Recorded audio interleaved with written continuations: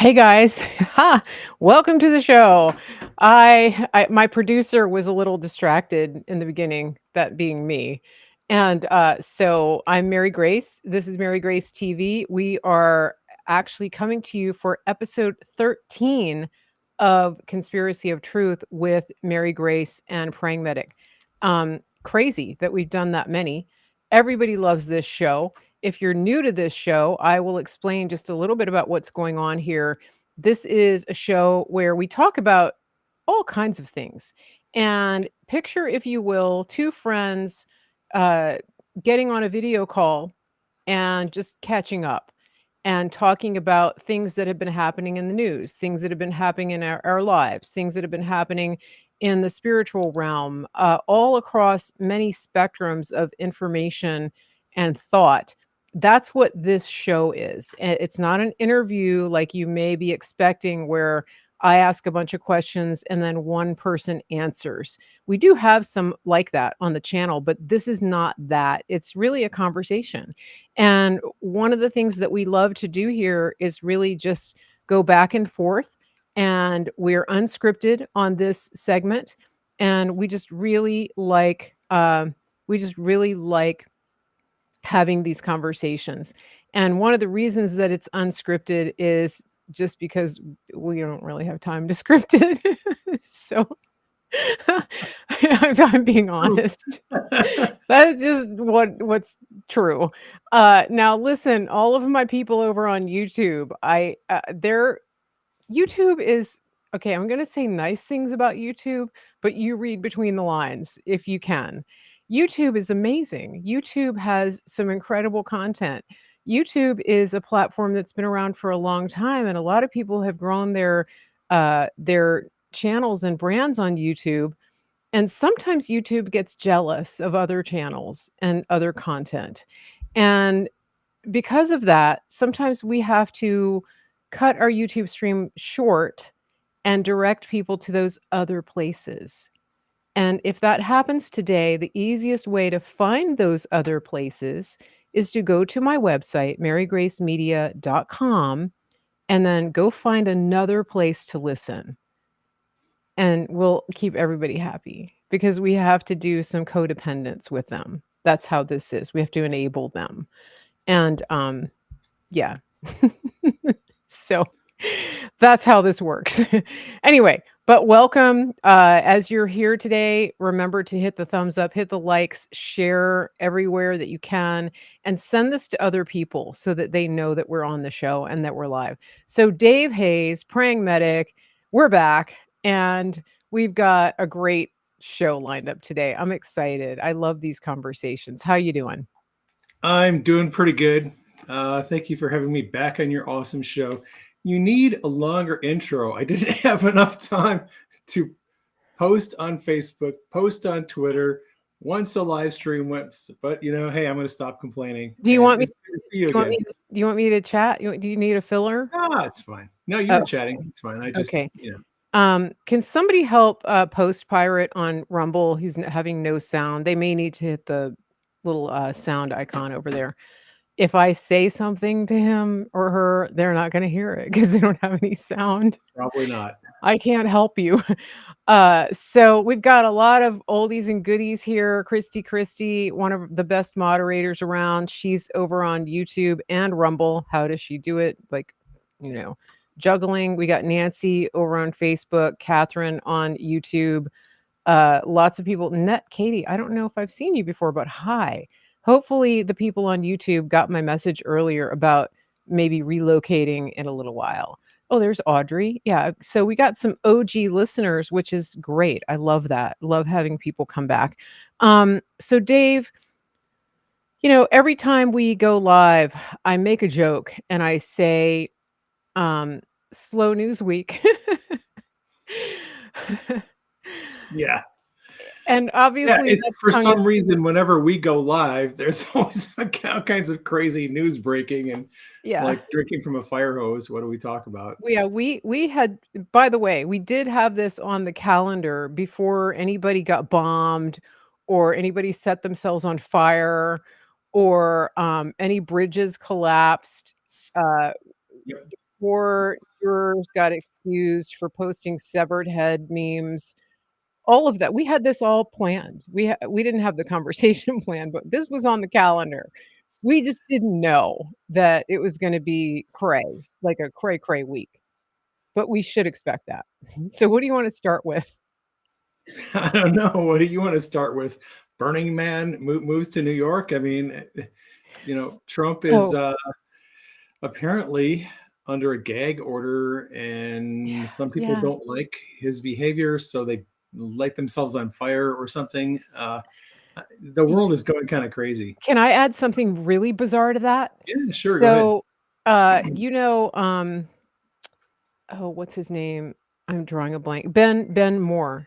Ben Moore, he is what's his, Sun Benjamin Moore, Q? the paint company. Sun's Q, no, Sun Q, Sun Oh, Q. Sun Tzu Q. Yeah. Yeah, yeah, yeah. Yeah, Sun Tzu Q, sorry. Um, Hold on a second. So, he said something crazy. He said that when he first joined, America's Future, so for those of you who don't know, he's part of General Flynn's foundation, and he's a lawyer, and he is helping to fight the human trafficking with, Mary Flynn O'Neill and General Flynn's foundation, americasfuture.net. He said something bizarre. He said that he and his brother went into was it a restaurant?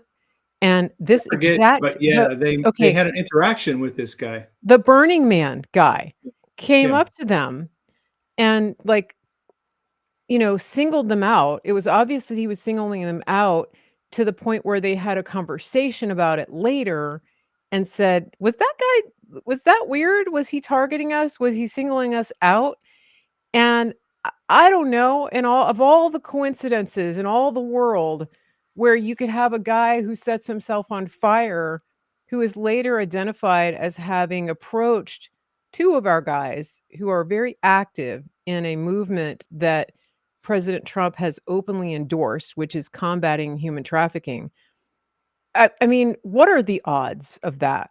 Just, like, Yeah, how really? yeah, pretty strange. Crazy. Uh, Yeah, yeah. Anyway, so that's just a random thing.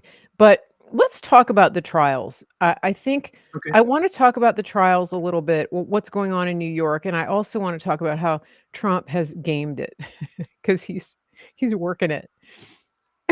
Trump is working some serious 5D chess with Yeah, these trials, I think, and they still have not figured him out. I know, it's crazy. Uh, And you know what I love is that, you know, I still love the way that he somehow has allowed the media to persist in their notion that he's just, a backwards, uh, kinda slow talking, like, smooth-brained idiot that can't put one foot in front of the other. I mean, they project a lot because let's yeah, face it, there is somebody they're- like that in the White House, it's just not Trump. yeah. It is interesting. They're still trying to portray him as this bumbling buffoon Yeah, yeah, who can't get out of his own way, and so what even happened though yeah, he has repeatedly over the last 8 years outmaneuvered them and turned them into pretzels. And they still think that they're still trying to portray him as some dumb rube who doesn't know anything. It's yeah, really crazy. yeah. Although I was listening to a CNN little clip somebody posted on Twitter, X, whatever you want to call it, a little clip of someone on CNN, a legal analyst, who actually dared to say the thing that you're not supposed to say on CNN. Uh, there was this back and forth about Trump and his legal problems, and oh, he might go to jail, and then there's this question of like the judge, if Trump violates the gag order that's on him right now, then the judge has to have sort of like a legal proceeding, a hearing to determine if Trump is going to be held in contempt. Is it going to be civil contempt or is it going to be criminal contempt? Mhm. And then is Trump going to end up actually spending time in jail? And this attorney then said, And boy, if you think that the mugshot didn't really raise his numbers, pictures of him being in jail is just going to excite his base even more. And that's maybe Yeah. not exactly what we want. Yeah, you think so? Really? Oh, you think? Huh, gosh. I I Yeah, actually think I suspect there's probably a better than 50% chance that Trump is trying to get himself thrown in jail yeah. so he can have the photo opportunity. Um, it's gonna, oh God, I Trump know, is I he know. is he is the PT Barnum of politics. There's no Yeah, such thing as bad publicity when it comes to Trump. And yeah. photos of him being in a jail cell, oh my gosh. I know, I know. It's just they can't seem to figure out that this is actually what Trump wants. Yeah. He's been posting on True Social that he's willing to be the Nelson Mandela of our generation. Like, And what more can you he's say? telling you But guys what his game plan is, and they're half not these figuring. people don't know who Nelson Mandela is, so Yeah, that's part yeah. of the problem because 'cause they're all, like, 12 years old, and they don't know history, so that's going over their heads, but I'm trying to find a picture. The funny thing is, okay, so you're Trump, right? And you get brought into New York, and you've got this crazy judge that hates you, more than one, and you are told that you absolutely cannot leave, you can't even go to your son's graduation, and if you gotta be there for every single, minute of this trial. So, basically, he's held captive in New York, right? So what does he Yep, do? He's like, "I'm a campaign. I'm gonna win he's New going to York." campaign in New He's York. like, "Let's do it." He goes What and the heck? he's a PR guy, and people, they forget that too. Like, he's a master of media. So what does he do? He's like, "Okay, camera crew, let's go. Put out a press release. Where should we go today? Bodega. Where should we go now? Here, there, everywhere." And, the funny thing is that he puts the Biden campaign, such as it is, on their heels every time. And so you have this reactionary campaign of them bringing the geriatric into a bodega and into a, And everyone's looking at him like, "Oh my gosh, who let him in? Get him out of yeah, here." it's like, and so then it creates an even bigger contrast, of who Trump is and just how amazing he is. I just think it's the funniest thing, and so not only is he trying to get the good press, he's just saying, we're gonna win that. We're gonna win it. We're going for New York." Like, and here's the thing, guys. New York is historically 70% Democrat.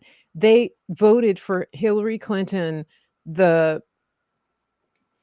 okay, I could say words, but they're gonna stay in my head. Hillary Clinton, by 70%, and especially in the city, and you've got all these people turning out for him, in these boroughs who are absolutely 100% for him, and they're all people of color, and they're going, "Trump, Trump, we love Trump." And then the other people, the Biden campaign is like, "Oh, we better get him down to a bodega." No, actually, you should keep him home.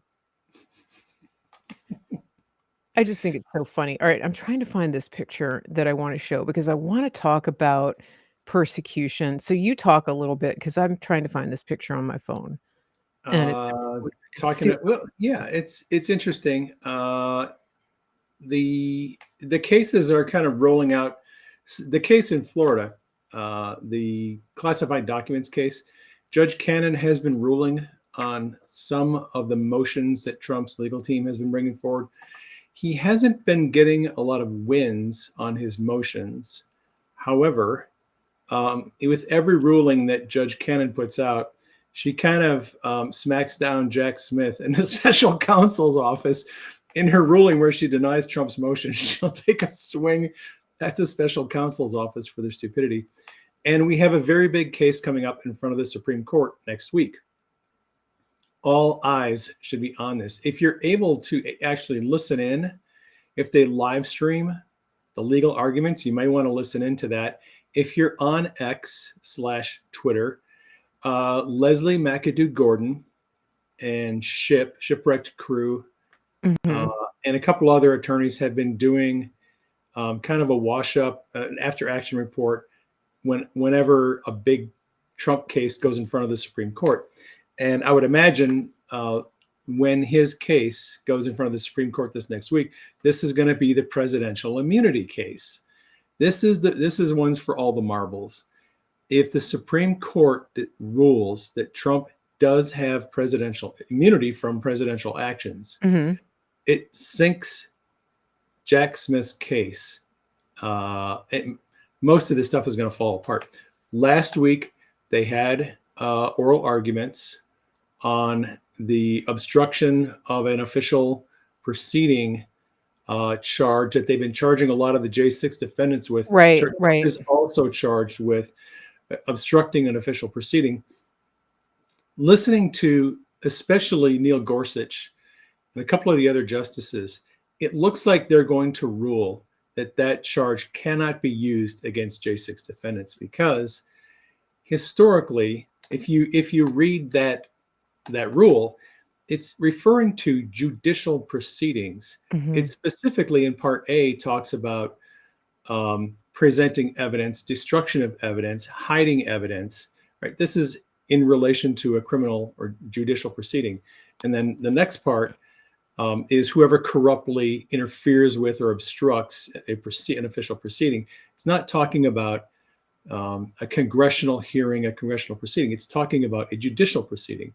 And I Right. think that the Supreme Court justices are going to rule that that statute cannot be used for J6 defendants because there was no, first of all, there wasn't a judicial proceeding going on. Right. Secondly, there's evidence, strong evidence, that a lot of these people did not know that they were obstructing or interfering with anything. A lot of them Right. were just there to kind of gawk, look at the halls of Congress, see what's going on. They weren't there to obstruct anything. So I think that's going to fall by the wayside. But next week is the big one where they're going to do oral arguments on Okay. the presidential immunity, Okay. and that'll be an interesting oral argument. So did you find Well, what you're looking for? yeah, and Trump is talking about this. He's saying that every president needs immunity, Right. and so it is going to be interesting to see how this falls. Now, the other case, the case about obstruction, I think this is interesting because from what I understand, this is based on the Enron scandal, and it came out as a result of the fact that you had employees and traders literally shredding documents, leading up to the investigation and trial of the Enron, Right. debacle, and so it's a completely different type Right. of That of it shredding documents that have been yeah, subpoenaed, that is actual obstruction of yeah, justice. yeah, You and know, and I mean, and come on. yeah. I also when you talk about obstructing a judicial procedure, it reminds me of when I was up in DC in October of 2018 during the Kavanaugh hearings, when I was out there live streaming, and some of my OG followers remember this. I was live streaming, and it was a little scary because all of the leftists, the pro-murder abortion crowd, they were out there banging on the doors of the Supreme Court. This was before, you saw barricades going up around these buildings. It wasn't the case at the time. People were going into the gallery was open in the Congress when they were having the hearings and the debates, and in the Senate, and so people were going in as citizens have a right to do. They were going through the metal detector and getting in, but they were disrupting that hearing. There were people who had to be escorted out by the sergeant of arms. Nothing happened to them, but then you had people literally trying to beat down the doors of the Supreme Court, that's on I'm sure I have that on video somewhere where I was standing and I was asking my listeners, "Please watch my back," because I don't know what these people are gonna do because they were that, agitated and inflamed. So Well, whatever happened to those people? Gorsuch brought that up during the oral arguments. Good. So when the Solicitor Yeah. General was arguing her case, Gorsuch said, "What about that time when Brett Kavanaugh's was being attacked and vilified, and all these people were protesting outside the Supreme Court. What about the time of back in 2020 when we had these summer of mostly peaceful protests? Yeah, How did none of those people end up getting charged with this statute? He brought up several past incidents where leftist protesters, nothing happened to them. And he's asking, is this, it's the equal application of the law, and it's clear sure. that it's not being applied equally. Yeah, I'm glad. I think I do remember hearing something to that effect, that it was a line of questioning that he had. And I think he said something really interesting because the attorney for they say for the people, right? The DOJ. I'm like, I don't can't think of any people that you're representing, but she said something and he goes, "We've already been around that tree." It's really interesting the way he said it. So, and the interesting thing too is when you see these people going before justices like Gorsuch and Kavanaugh, these justices are smart. They're really smart and they have very quick minds. Yep. And the people going up against them don't always fall into that category. And so you do get to see some intellectual spankings when you listen to these oral arguments. Yeah, well, Uh, the oral arguments on the Colorado presidential ballot attempt to keep Trump off the Colorado ballot. That attorney that went in front of the court to argue that case, holy cats, is that guy wet behind the ears? It was really painful listening to that kid get smacked by all of the yeah, justices, just one after another. It was kind of that was yeah, it can be entertaining. yeah. So I did want to say something. Speaking of young, the opposite is the case with. I'm going to show you guys this picture. I don't have it up on the screen, but I'm just going to hold it up. This is very interesting. Okay, we know who that is. That's young. That's Barron Trump, 18 years old now. Just had a birthday in March. And I'll show you the full picture because this is crazy. That's President Trump. Look how tall he is. And then that's Beau Loudon on the other side. And so this is so interesting because I don't know if you guys have noticed that since Barron turned 18, there's more out there, more photos. They kind of had him sequestered and hidden away, just being a regular guy, kid. And obviously that's because of, the just the wicked Trump derangement syndrome. And he basically, they moved to Florida and kept him there, and he's in a good school there and has a little bit of a sheltered life from the media. But at the same time, I was listening to Valuetainment. They were talking about I can't remember the guy's name, Patrick Patrick Bet David. David, yeah. He had dinner with Barron, and he was just talking about how uh, utterly engaging Barron is, and how smart and how on top of everything he is. And one thing that people don't realize is that Barron speaks, I think, 3, maybe 4 languages. He was raised by a mom who speaks multiple languages, who is internationally traveled. His grandmother spent time in Paris. Just, these are very well educated people and very smart, and who have a lot of worldly wisdom as well, and a deep faith. And my point about this is that I kind of feel bad for the people who underestimated a future Barron Trump. I kinda like, I pity the fool because they completely just forgot that there's an 18-year-old Trump on the scene and that he has witnessed everything that they did to his dad, everything, and his mom. Um, He yeah. could be a formidable opponent one day. Yeah, yeah, I just I really think about that, you know? And yeah, I think people really need to get their house in order and make some things right because I don't think he's going away. I don't. And I think it's gonna be very interesting. And, it's interesting because one of the things that I talk about a lot is that Trump thinks generationally. And imagine the conversations that he's had with his son, Barron, and also Melania, and then imagine the conversations he's had with Barron and Eric and Melania and Don Jr., and just imagine, like, wouldn't you like to be a fly on the wall about everything that Trump has been through? Yeah. Yeah. Well, he's also got Jared Kushner in his Yeah, yeah. sphere of influence. Yeah, yeah. Uh, So, I'm just I'm kind of excited to see what the future is gonna bring with him, obviously, he has yeah. to go to school and, that kind of thing, but man, yeah, these people don't know what's coming for them, I don't think. So, hey, listen, if you're just coming into the show, everybody, this is Mary Grace TV. We are talking about Conspiracy of Truth, episode 13. I have with me Dave Hayes, also known as Praying Medic. Looks like we have quite a few people watching on the Rumble and hopefully on the Twitter. And yeah, we've got 400 and some live on Rumble. If you could, here's what I need you to do. Hit the chat, hit the like, wherever you are. Thumbs up, like, follow, subscribe.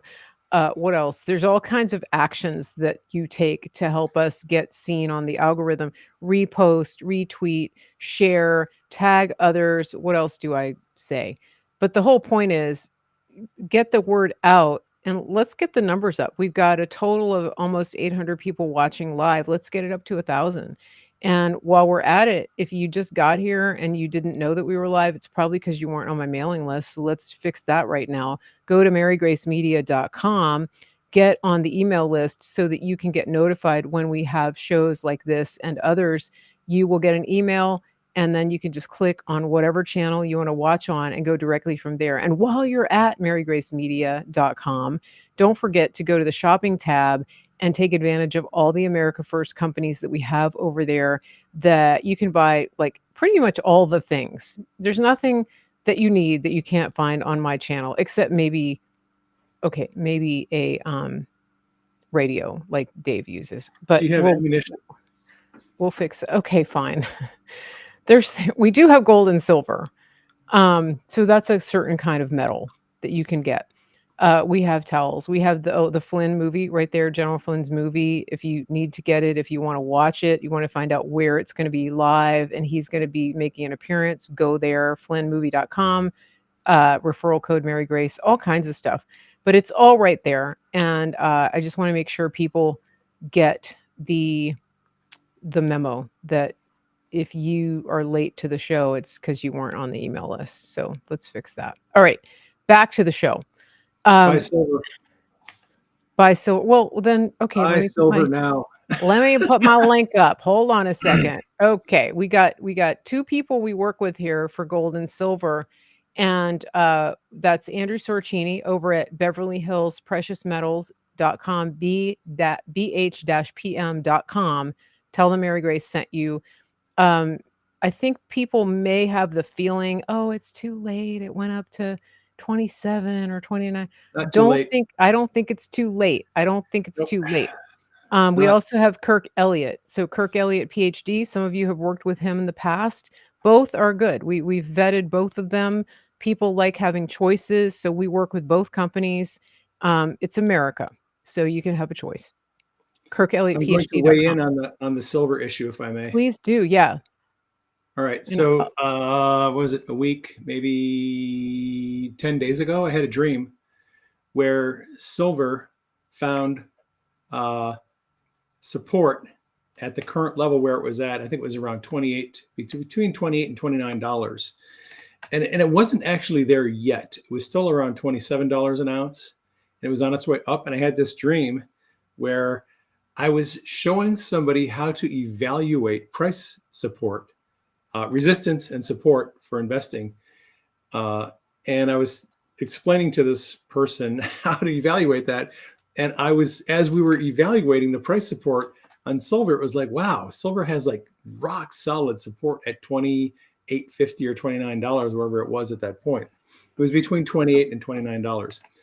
God has been talking to me for more than 10 years about silver as an investment. Um, I, yes, silver has finally broken through the resistance at 26 and 27 and 28, and silver hit 29 again yesterday before it closed, and it came pulled back a little bit. I think 28.50 to 29 is the new floor for silver. I think it's going to go up from there. I think gold is going to continue to go up. Silver is going up faster. So in the last 6 months, gold has increased by about 30%. In the last 6 weeks, silver has increased by 33%. Silver is on a much faster rate of ascent. Now, granted, there are a lot of short sellers who are trying to hammer the price of silver down. I think those people are going to have a difficult time moving forward, keeping the price of silver down. I think silver is going up. Okay, So interesting. I Yeah. rarely do I ever give people investing advice, but if you're looking for some investing advice, I would say get some freaking silver and put it in a safe in your house. And Uh, I think, yeah, this is great. This is great. And one thing I will say about this is that everybody's in a different place when it comes to acquiring precious metals. Some people have portfolios, right? You might have an IRA, you might have a retirement account. The people that I'm putting up on the screen here, Kirk Elliott, PhD.com, Andrew Sorcini over at Beverly Hills Precious Metals, they're working with you on that scale. Okay, so if you're worried about your nest egg, or if you have a lot of cash in the bank and you're thinking, I don't know what's going on with the banks, these are the guys you call because they're going to help you trade everything over to physical precious metals. Yeah, Dave. One more thing I'd like to add. Yeah. Let's see, since mid-March, the I'm not sure if it's the Dow or the Nasdaq has lost 2,000 points. The tech bubble looks like it popped yesterday. There's been this massive run up in the Nasdaq with all these tech stocks, Google, Facebook, Nvidia, and Microsoft, all these tech stocks, the Magnificent Seven, they call them. They've been leading this massive run up in the stock market. And it looked like a dot-com bubble. It looked like the 2000 dot-com bubble that we had. That's Hmm. what this thing looked like, where all this momentum was going into these tech stocks, Yeah. and they were just Yeah. dragging the index higher. And yesterday, there was a massive sell-off in the tech sector. Interesting. A lot of the chip companies are massively hemorrhaging. Tesla is hemorrhaging. A lot of tech stocks Yeah. are in a downward spiral, and I don't think it's going. Gold is going higher. Uh, the yield on Treasury notes is going higher. I think interest rates are Hmm. eventually going to push higher as well. The economy is going to stall, and a lot of these tech stocks that people have been investing in, I don't think that's going to be a good investment. Like I said, if it's me, I would start thinking about gold and silver. Like I said, I rarely give financial investing advice, but Hmm. if you're looking for some advice from a guy who has dreams, that's my advice. Well, it's corroborating with some things that I've heard from other people, and I'm going to get to that in just a second. So this is very interesting. And again, guys, this conversation we're having is unscripted. We didn't talk about this. I happen to have two partners that I work with here, affiliate partners that can help you answer a lot of questions about your retirement savings and your cash in the bank. So, like, let's say you sold a house and you've got a bunch of cash and you're not ready to buy anything else right now and you want to secure that money, these are the people that you call and have that conversation with them. Okay. Uh, and so we've got bh-pm.com. Tell them Mary Grace sent you, or kirkelliottphd.com. Both. We work with both of them. Everybody's had great experience with both. Anybody that's worked with them. Now, if you have a smaller amount, let's say that you have, several $100s, or you want to buy a little bit every month, this is not your resource. What we do with that is you're going to go to your local dealer, and A lot of them have Google pages. Look at the reviews, read the comments, and see how they deal with people.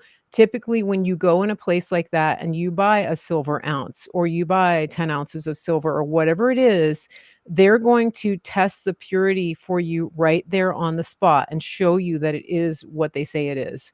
And so you want to go to a reputable shop. It's typically a coin shop, a place that may buy gold. Every town has one. You may have to go over a town or two to find one, or just ask, like, word of mouth. Those are the kind of places where you're going to get those ones and twosies that you want.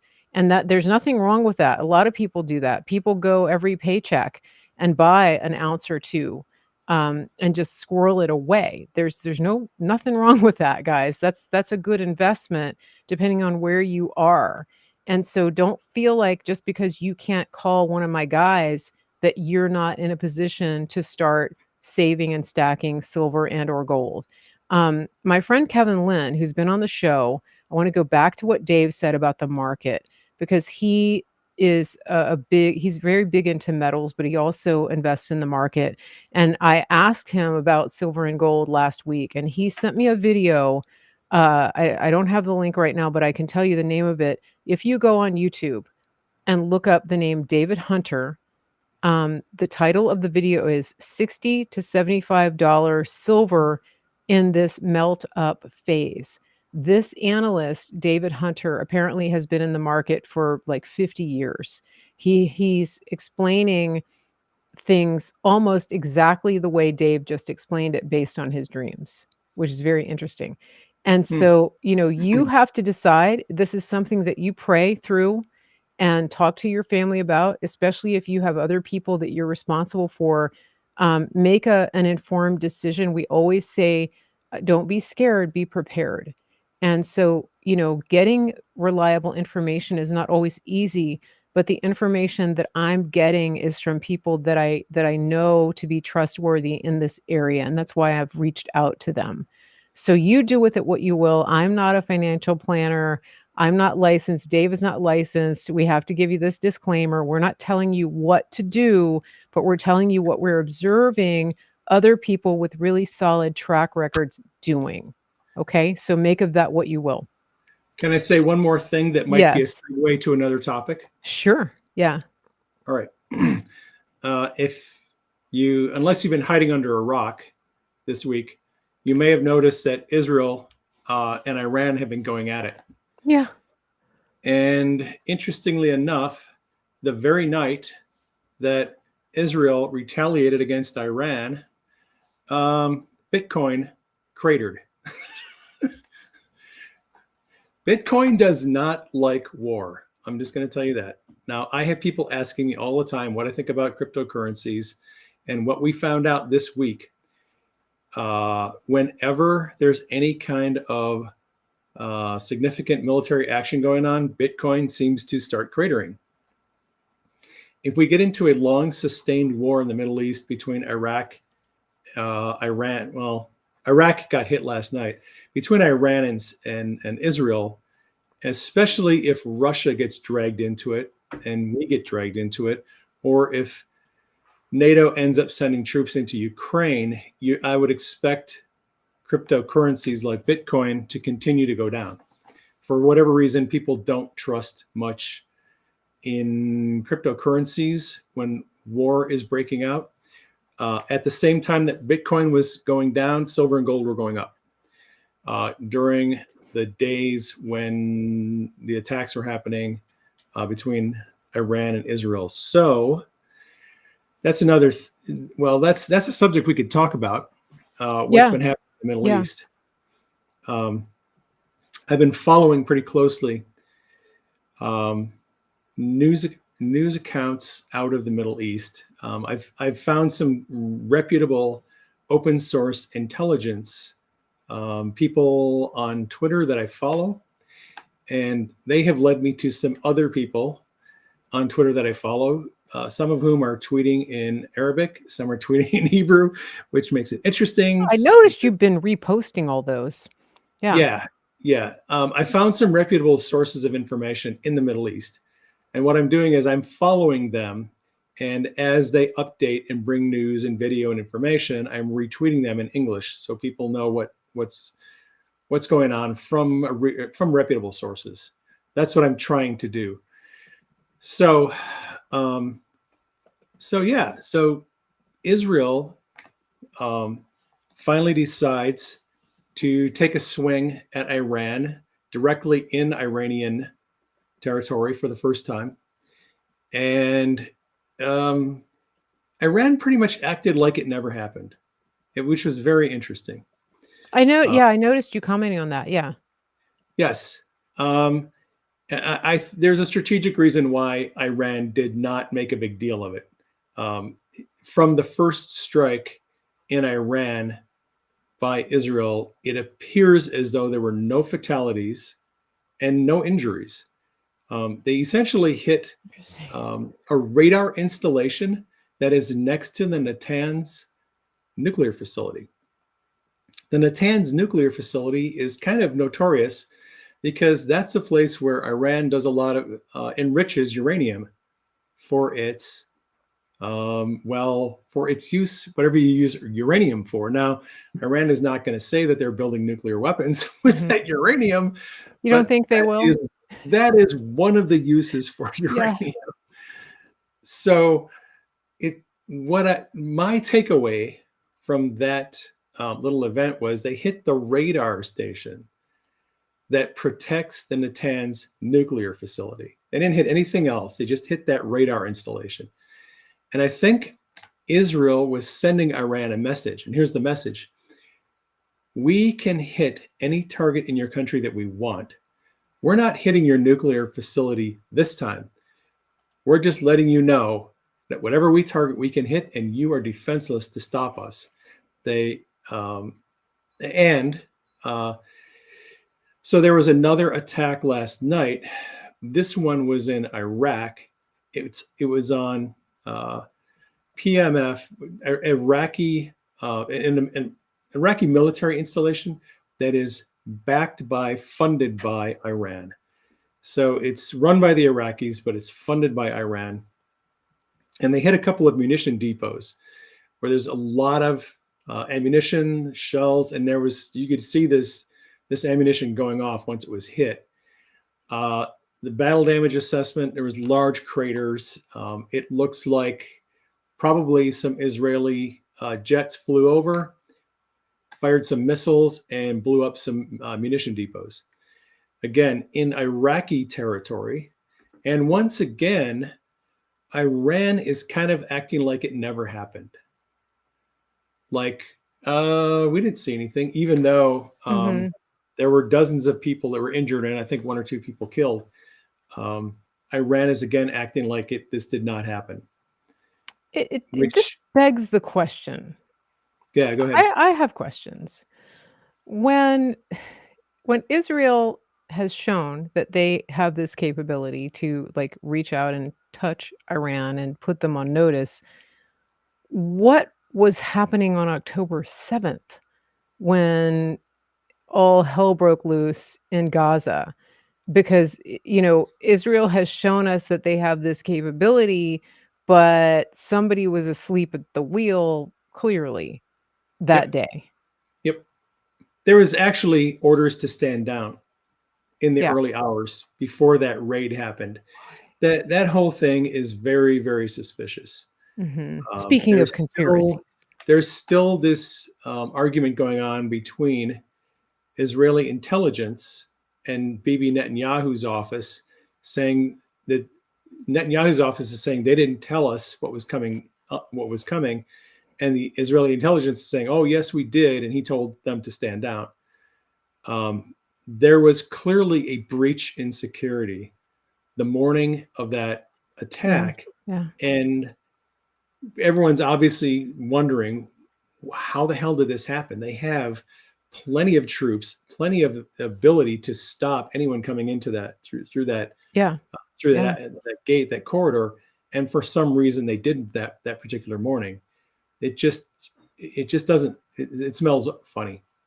Something's going on. Yeah, yeah, it does, yeah, and Um, especially since we know Hamas is directly part of Iran, um, that it's a state-sponsored terrorist group, right? So, yeah, yeah, whatever's happening over there, it's very interesting, it, and it's made even worse by the fact that we know that Biden isn't calling the shots with right, respect to foreign policy. Biden is right, not. Biden may and his team of people. Okay, so you have to kind of just remember that the White House has different factions that are calling the shots inside the White House. You have Joe Biden, Jim Biden, and the Biden cronies who have their interests in making certain things happen uh, mhm, with with respect to U.S. domestic foreign policy and also with Ukraine, because the Bidens are wrapped up in Ukraine like the big Gordian time, knot. yeah, That's where a lot of their funding comes from. By the way, everyone now knows probably that Congress just passed another bill to fund another, is it $90 billion for Ukraine? I think 40 billion for yeah, Israel for the wars.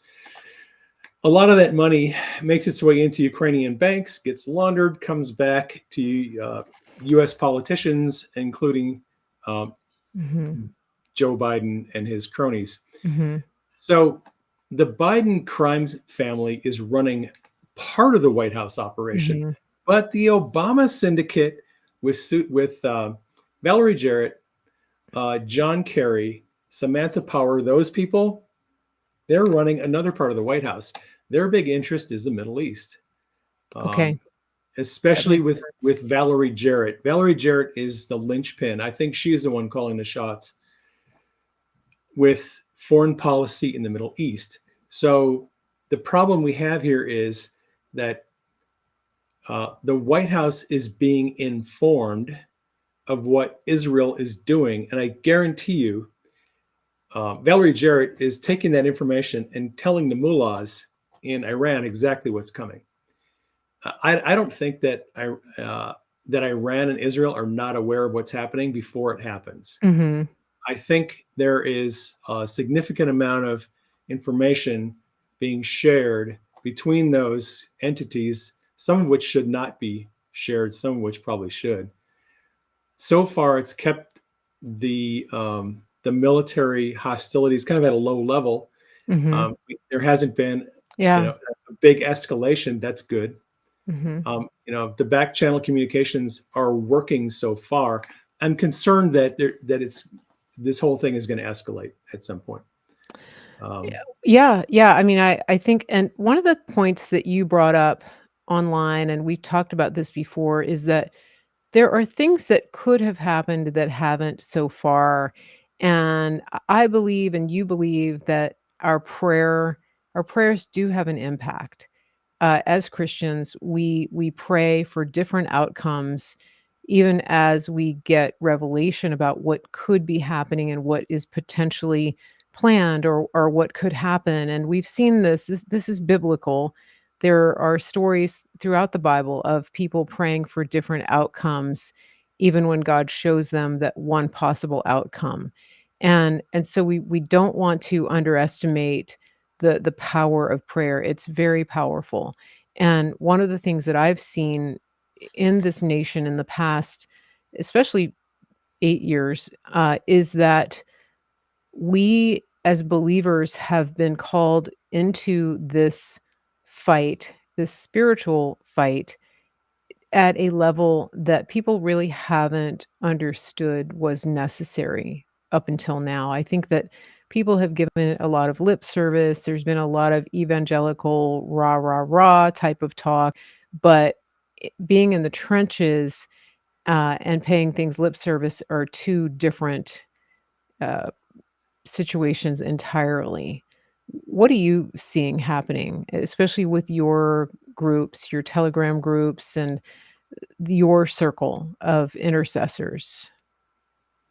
yeah, well, I guess to your point about interceding in opposition to what God has shown us, that's what That's what I've been doing. It's kind of driving Denise crazy because God keeps showing me these signs that we're going to lose our communications. Mhm. Communications going down, internet's going down, Yeah. it's all going down. And so I'm preparing for a communication disruption, Mhm. power grid disruption. And even though the Lord keeps on showing me these things, I keep praying against it. I'm like, no, every night, Denise and I are praying that God's plans for peace are going to be established, that the enemy's plans for war are going to be defeated, that God is going to establish peace, and we just keep praying against the cyber attacks. We keep praying against nuclear war. We're Sure. making declarations Yeah. that there is not going to be World War III. There's not going to be nuclear war. Even though I Yeah. talk a lot about that, because those are the issues God is showing me. Some people don't understand me, particularly on social media, on Twitter, where people think I'm pushing doom porn. I'm like, look, I'm simply talking about the things that God is showing me. Yeah. If you think that's doom porn, that's fine. Trump Yeah. is literally telling people at every single rally that he goes to, we're on the brink of World War III, that we are this far away from unleashing the most horrific weapons of mass destruction that the world has ever seen. No one accuses Trump of pushing doom porn when he warns us we're on the brink of World War III. That should be a call for everyone to be praying against it. Just Yeah. because people like Trump and just because God shows us things that look dark doesn't mean we have to accept them as this is what is going to happen. I'm kind of two minds of this thing. I'm concerned that we are going to end up in a nuclear exchange. On the one hand, on the other hand, I'm praying against it every single day. Mhm. I'm Good. not welcoming it. I don't want it to happen. Yeah. I don't relish the thought of it. I'm not waiting for the rapture. I am serious. And my friends, to answer your question, my friends on social media have really taken that and they're interceding and praying against, uh, you know, the exacerbation of the war in the Middle East, particularly in nuclear war, World War III. I see a lot of people who are taking it seriously and they're praying against it. And I think we can change the outcomes of the events. If nothing else, we can, I think, minimize the damage, even if evil people are just determined that they're going to have their nuclear war. By praying, we can lessen the damage of that. Mhm. And I think we Th just need to continue in Yeah. prayer on Yeah. that issue. This is such a good point, and I'm gonna bring up seems like Michelle comes up in every show that we do. My friend Michelle. She's Oh, I the thought you meant Michelle Obama. no, Never mind. no, good Michelle. Michelle is a weather warrior, and she has really learned so much about praying. She watches the weather radar. She has certain, streamers that she watches who are keeping track of tornadoes and uh, flooding and all of this activity that's going on around the world, around the country. And one of the things that she prays a lot, she as she's praying, she actually activates in the spirit realm the heavenly host who are working, at a very high level to intercede and interfere with these weather patterns, but she will often pray for no loss of life or damage. And because, every single storm can't be stopped. And a couple weeks ago, she was pretty stressed out because there was, if you guys remember, it was right around the time of the eclipse. There were storms breaking out everywhere and it was chaotic, and she was telling me, she goes, "This isn't normal. This is not like if the weather guys are saying this isn't normal," and it was like whack-a-mole. It was storms that were just coming up like boom, boom, boom, boom, everywhere, and she was pretty stressed out. So she was saying, I'm at a new level that, I'm learning things and I'm being challenged in ways that I didn't know was possible, but you know, I don't know how to get at every storm, but what I do know is to pray against loss of life. And it's very interesting because, she tells me that she'll watch her weather guys, and they will say things on their live streams like, "Gosh, that tornado never touched ground. It just hit the tops of the trees. And I was Right. sure it was Mm. gonna touch the Right. ground." And Right. so she can see them in real time having these moments of confusion where they don't understand what was happening and why the tornado didn't do what they predicted it was gonna do. And it's because of those prayers. This Yep. is just such a good real life example. So, I have an interesting testimony that I'd like to share yeah, that I yeah, think goes along with what you're talking about. So you're talking about how sometimes we will pray that this tornado doesn't happen. And that tornado happens, we get the tornado, and your prayer is, okay, well, then I see the tornado, you're not allowed to kill anybody. So you yeah, restrict the ability of that tornado to cause any damage. Okay, fine, you got your tornado, but nobody got hurt. And so that's kind of a win for us. All right. What is considered a win for us is is kind of a gray area. I just received an email this morning from a woman who said, "You prayed for my husband or a friend who had liver failure, and he was on a liver transplant list." mhm. And she said, "I remember you prayed for him, and you asked the angels of God to give him a new liver from the storehouse of heaven." And I was like, "Oh yeah, I actually remember that prayer." Mhm. Uh, so she said, "Guess what happened? He was on the transplant list, and suddenly he got a call from the doctor who said, 'We have a liver that's perfect for you, perfect match for your body size. Come on in. We're going to do the surgery, and you're going to give you a liver transplant.'" Guy got a liver transplant. This was like a year and a half ago.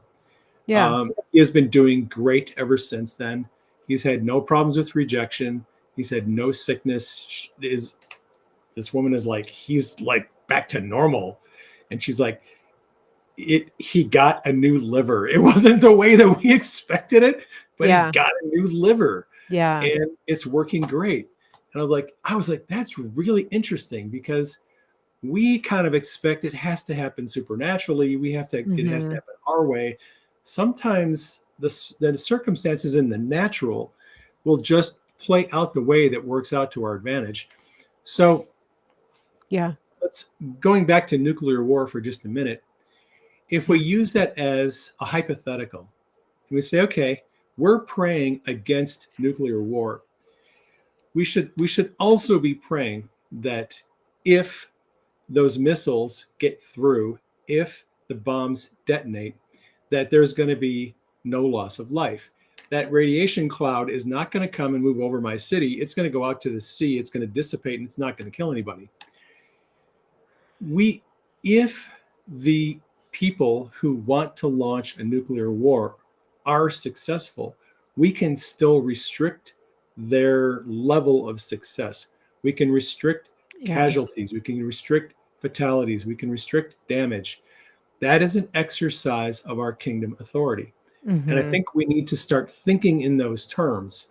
Like if we end up in a war, if those people, those 50,000 Chinese men of military age really are an army, as Trump has suggested, that has come here to subvert and destroy our country, we have to start praying that their mission will be foiled. They will not be allowed to succeed Yeah. with Yeah. their plans. Those are the things that we need to be interceding about. We can see threats all around us. We need to be targeting those threats with Mhm. our prayers and declaring that their plans are going to come to nothing. Yeah. Yeah. That's good. And another area that I think is important to pray about, this is something that when you were talking about the money, the foreign aid, the politicians that vote in favor of this, we see Mike Johnson, the Speaker of the House, doing things that are so disappointing, and that's a mild way to put it, infuriating, and, but one of the things that I've known for a long time, you've known, and Tucker Carlson came out and said it this week on Joe Rogan's podcast, that there are people who are in Congress, in high positions, and I would dare say governors and people at the state levels as well, who are controlled by the intelligence agencies. They're blackmailed, they are threatened. The the deep state is another word for it. Chuck Schumer said he threatened Trump early on. When you go against the intelligence community, they have 7 ways from Sunday at getting back at you. There's a quote that of Chuck Schumer saying that it's out there in public. And so I think that what happens with these people is that we send people to Congress and they have good intentions. They want to serve the country in many cases, but they get corrupted by the corruption of the intelligence agencies. And these are wicked, wicked people who are doing this. People like James Clapper. Yeah, we watched it happen in real time 2 weeks ago. Speaker Johnson was not going to allow a FISA 702 renewal without provision in there to require a warrant to surveil U.S. citizens. That was his stand. He was with Andy Biggs. It was the Biggs Amendment. He was not going to let this continue. He walks into a skiff with members of the intelligence community. An hour later, he walks out of the skiff and he says, "Well, we're going to pass FISA 702 just the way it is." Yeah. Yeah. And he said, and I learned a few did things. something in that skiff. They told him, showed him, threatened him. They did something in that skiff to completely change his perspective on FISA. And I don't know what they did, but that is what they do to politicians. They feared him. They don't know what they have on him, but they got something on him. And that's just how it's, unfortunately, that's how Washington works. Yeah. Yeah. And so this is where our prayers come in, that even when decisions like this are made and the deep state thinks that they're winning, that their plans would fail and that their wicked schemes would turn back on them. Right? When Joseph came out of the pit, out of jail, he proclaimed that the enemy intended it for evil, but God intended it for good.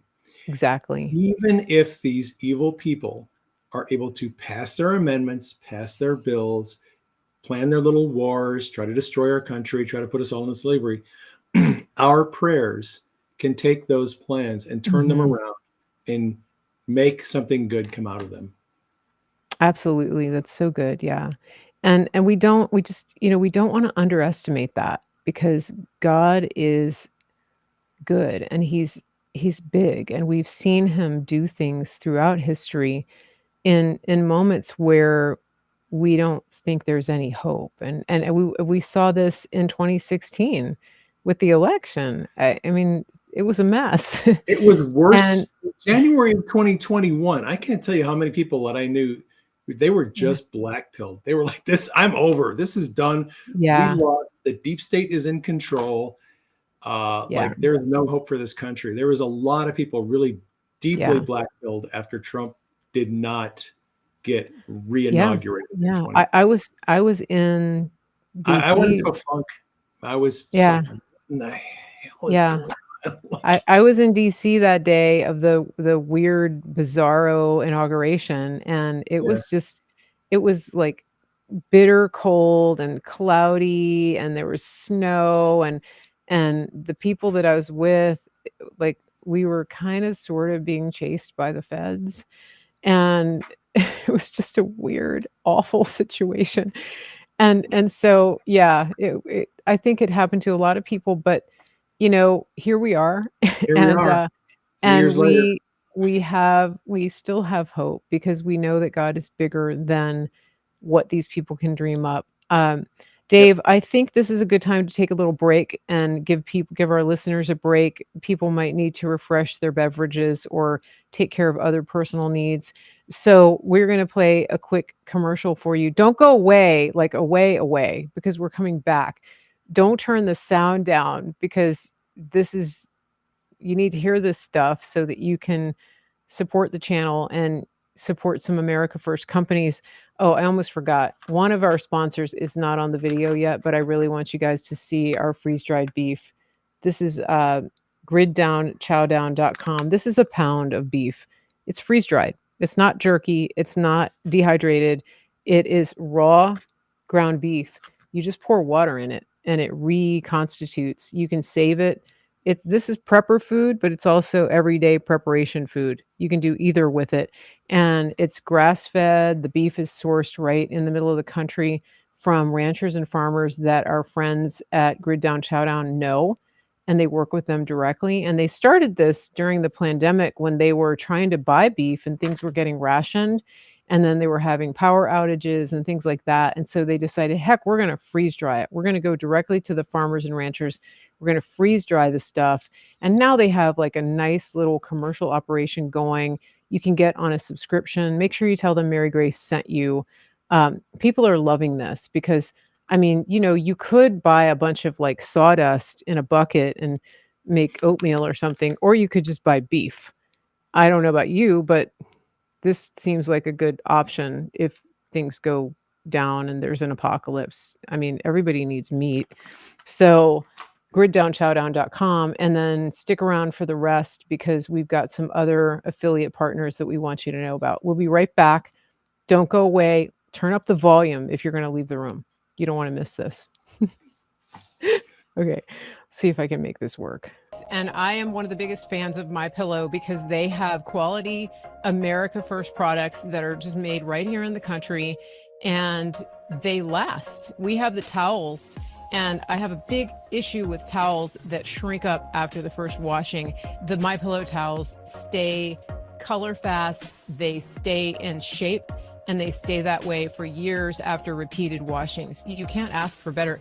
Plus, they actually work. When somebody buys from MyPillow using the promo code Mary Grace, that does a couple of things. It brings in a little bit of an affiliate commission to our company, and it helps us to pay the bills, keep the lights on, keep the internet going, travel to places that we do to give you remote content. And it also helps MyPillow by giving them the support of people who genuinely value quality and companies that support real people right here in the United States and employ people all over this country and give back to this country. Go directly to mypillow.com, use promo code Mary Grace, and buy everything you need for the home. There's no need to spend time shopping anywhere else. Go to mypillow.com, use promo code Mary Grace, get your towels, pillows, sheets, robes, dog beds, pet beds, cat beds, whatever it is that you want for the home. Go to mypillow.com, promo code Mary Grace. It's easy. Don't waste your time anywhere else.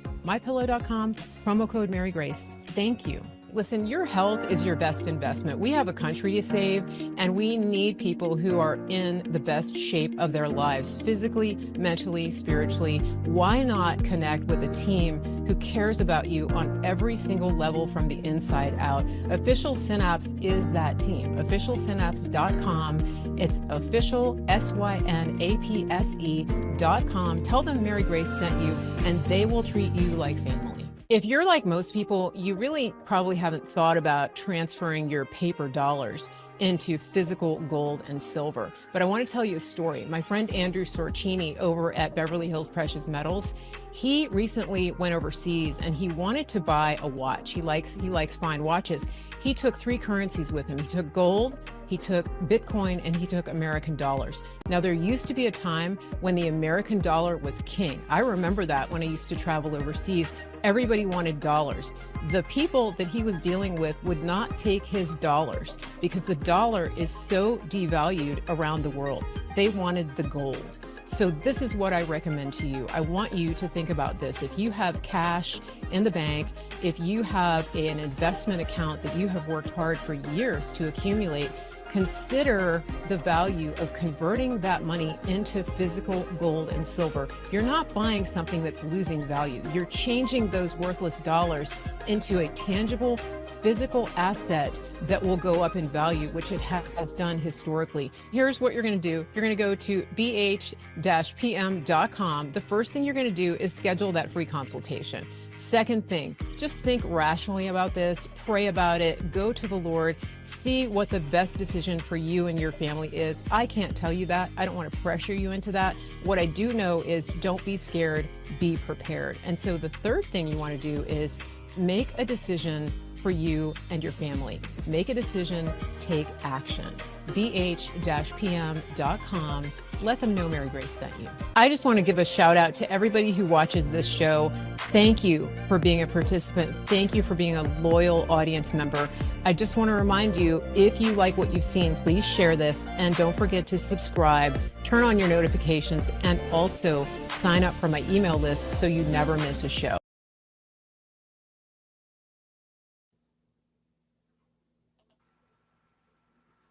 Oh, we're back. Hold on. There we go. Ha. Okay.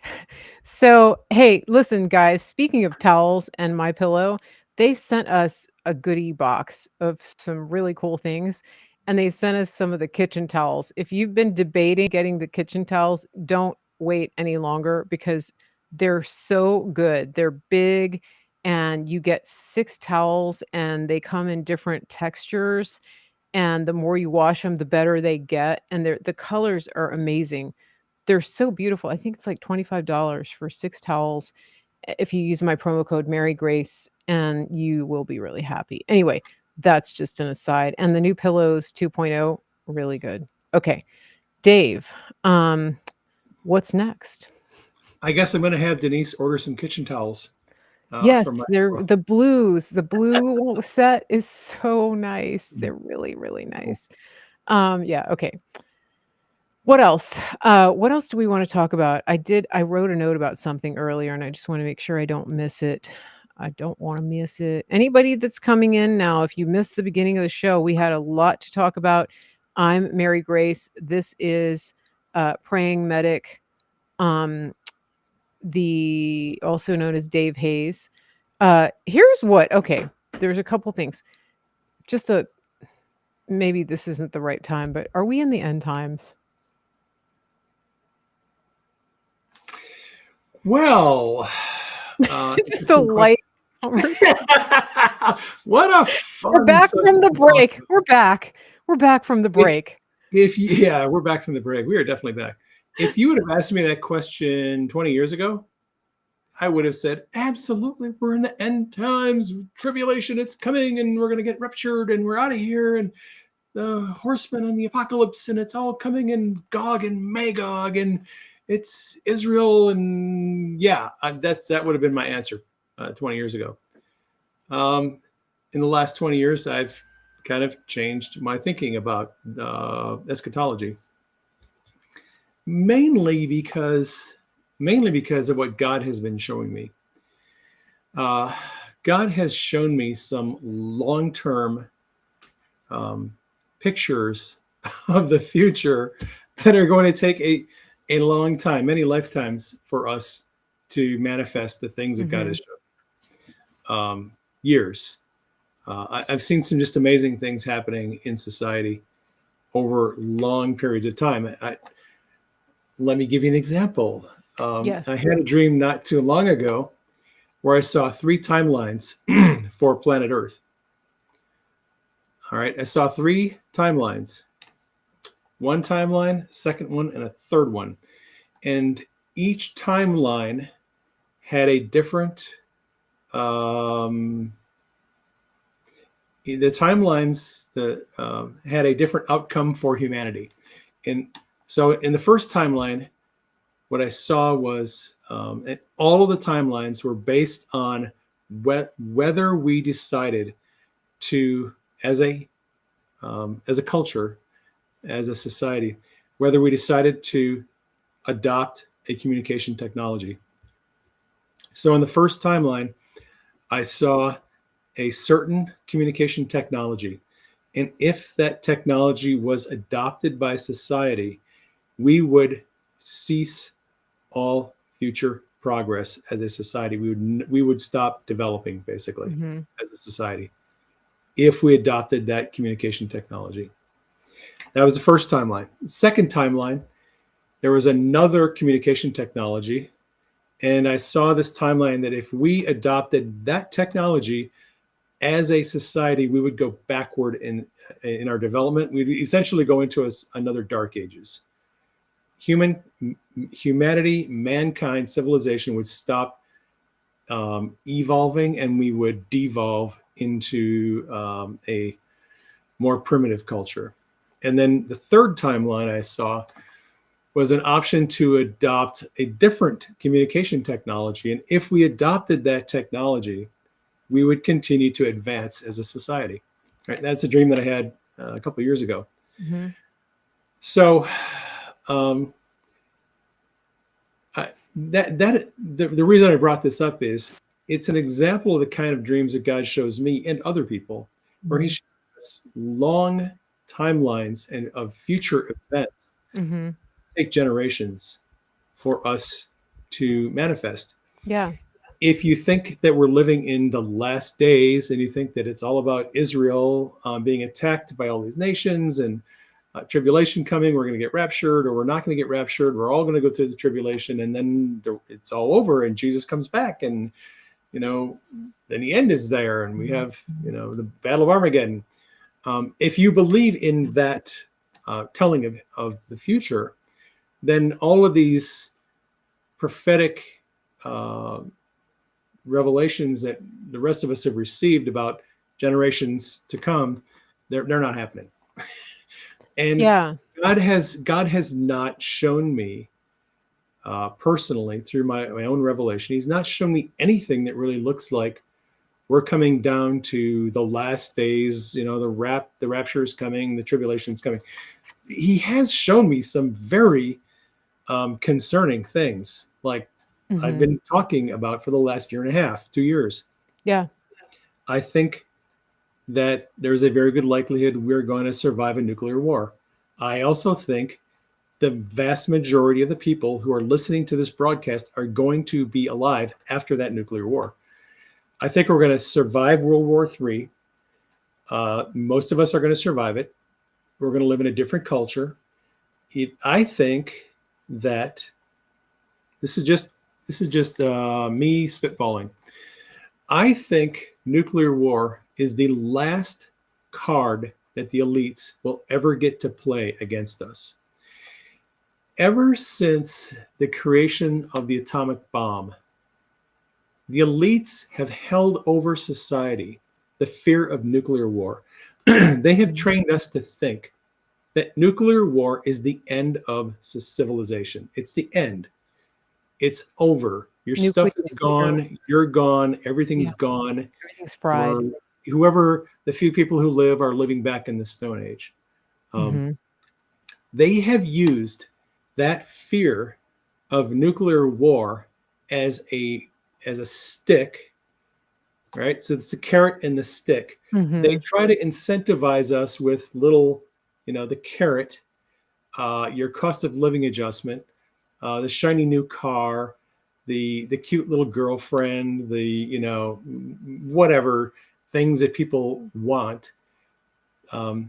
elites know how to incentivize us streaming video, streaming movies, the iPhone, the virtual realities, the headsets. They've been brainwashing society and trying to get them to fall into a certain uh, to adopt a view of ourselves, a view of society, and a view of culture that allows them to perpetuate their control over us. They want control over us. Mhm. And so the carrot is all the little glitzy little things they give us that are we think are just so cool. The stick is nuclear war. If we do not comply with their demands and Mhm. conform to their um, expectations, Right. they're going to hit us with the stick. So When you refuse to wear a mask, when you refuse to take the vax, you lost your job, you lost your family, Mhm. right? That's the stick.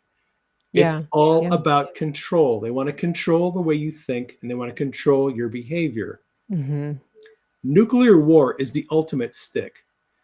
They have this little thing that they can hold over us and say, if you little plebes don't behave, we're going to press the button and we're going to nuke the planet and you're all going to be toast. Interesting. So, Yeah. so I think the elites have been using this as a threat to manipulate us and to coerce us into Mhm. adopting certain behaviors. I suspect that at some point in the not too distant future, whether it's Russia or China or Iran or Washington D.C., I don't know who's going to do it. I think we're going to end up. Someone's going to hit the nuke button, and we're going to end up in a nuclear exchange with some country. And I think that there's going to be a limited nuclear exchange. People are going to be like, "WTF just happened? Like, are you kidding me?" Mhm. It's going to upset the apple cart massively.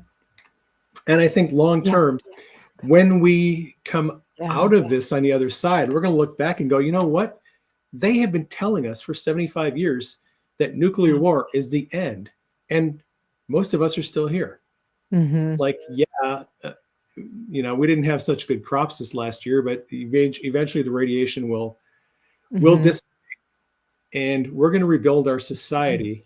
And we're not going to have that fear of nuclear war anymore. That is really, I think, a card that can only play one time. Right. And Right. when they play that card, and we find out that nuclear war is not the end of planet Earth, it takes away the stick that they've been using to coerce us for the last 75 years. It's no longer a tool that they can use to scare us. They can say, well, you know what? You want to set, another nuclear war? We just survived one. We're going to survive the next one too. You Mhm. can't use that against us as leverage anymore. It loses its power as a coercive tactic by the elites. And I think that, and I haven't been able to talk about this subject this in depth. And like I said, a lot of people on social media, they misunderstand me. When I talk about nuclear war, I'm not talking about nuclear war as if it is the end of planet Earth. I don't think it is.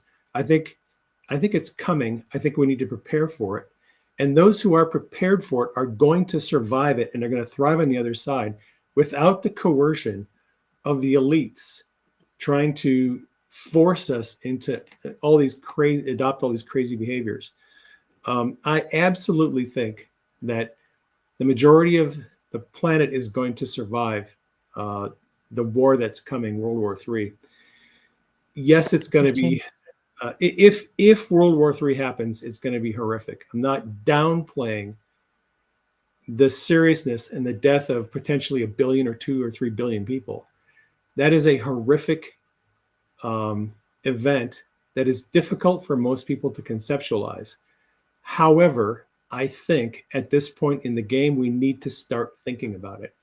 We need to start planning and preparing because if it happens and there is no rapture and the Lord does not return and does not take us all into heaven, and we have to continue living and building a society on the other side of this thing, Mhm. some of us need to start thinking about what that's going to look like. Mhm. So no, I don't Interesting. think we're in the end times.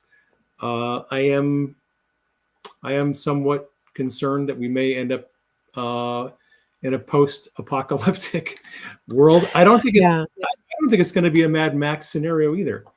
I think that if we do end up in a nuclear exchange, yeah, gas prices are going to be high as hell. Yes, there's going to be looting and robbing. Yes, there's going to be civil unrest until people come together and rebuild society, put in institutions of a different form of government, not the one that we Mhm. have right now. Um, I think that it's going to be very, very different. And Mhm. I've been spending a lot of time thinking about what we could do differently on the other side of this thing Yeah. to alleviate the problems we have right now. It feels to me thank you for explaining that. It's a topic that comes up a lot on media, in a lot of the comments that I get. It's the consensus seems to be that we are in the end times, and there, if you look at certain scriptures, it does appear that way. One of the things, though, that I have noticed and pointed out is that a lot of the scriptures that appear to point to this current era being the end times can also describe what was happening in the first century church. They can Exactly. describe what was happening in the Middle Ages, describe what was happening in the 60s, what was happening there has been depravity and evil and wickedness from the beginning of recorded history. And I believe that every era that witnesses these things has had individuals who in some measure have been saying that this is the end times. I mean, look at Y2K. And so that's just an interesting observation. Now, when you talk about World War III, it feels like the last 4 years has been a precursor to World War III. It just because of what they were trying to do. I believe that they had an intention to kill off a lot more people, and that maybe that was their nuclear bomb that didn't actually go the way they had planned it. And so, like you're saying, this is the last stick that they have. And one of the things that I think is very interesting, I want to go back a little bit to when Trump was doing the things that he did at the beginning of this whole operation. And one of the things that he did in March of 2020 is that he deployed field hospitals all over the country, which I thought was unusual, and I pointed it out at the time, even in areas where there was not high, infection rates and wasn't even expected to be. Not just cities. We know that he did that in New York City. We know that he had the hospital ships and things like that. But I'm talking about full on deployment of field hospitals. I don't know that people are aware that he did that. I did bring it up, and you and I probably talked about it as well.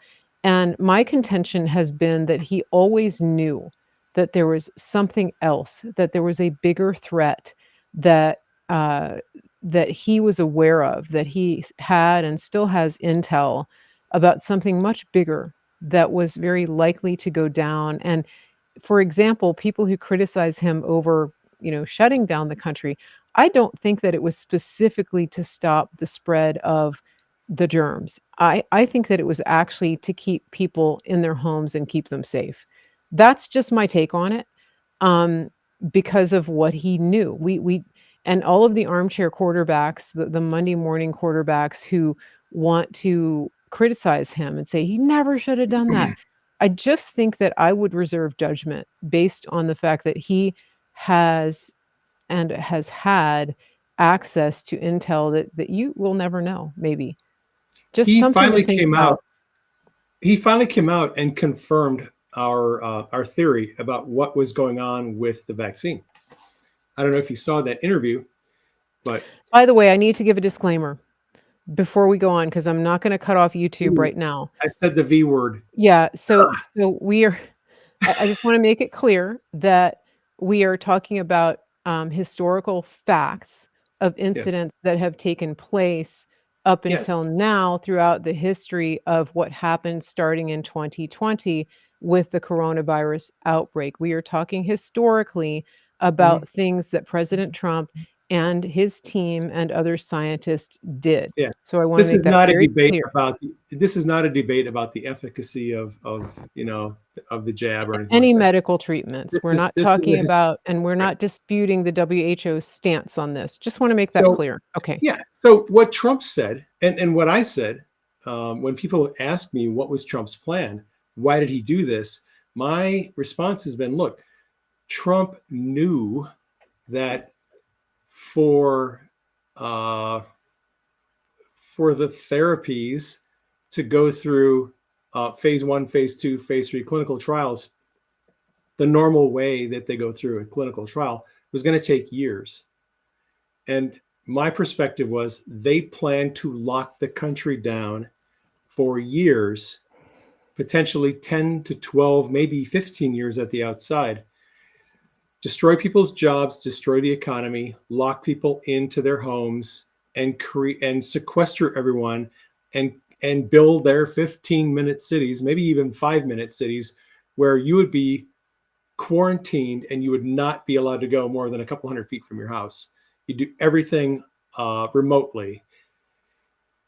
That has been my hypothesis from the beginning. He knew their plan was to stretch this out over a decade or more. Yeah. And his plan for Operation Warp Speed was, screw that, that's not happening. He told the manufacturers, you have Mhm. those medications out by the end of this Yeah. year, or you do not have them out, period. You have 11 months, get it done by November. Actually, this Mhm. was in March or April, and they had to get it done by November. So they only Yeah, had like 7 9 or 8 months. months. Yeah. He forced them to ramp up the Yep. timeline from 10 or 12 years to 7 or 8 months, because he did not want the country to be locked down, have everything Mhm. destroyed. Trump actually came out and confirmed that's exactly what he was doing. Yeah. This is When an did he interview. do that? I might have missed that. Was it in one of his This was in an rallies? interview about 3 weeks ago, and I forget who Okay. was interviewing him. It was one of the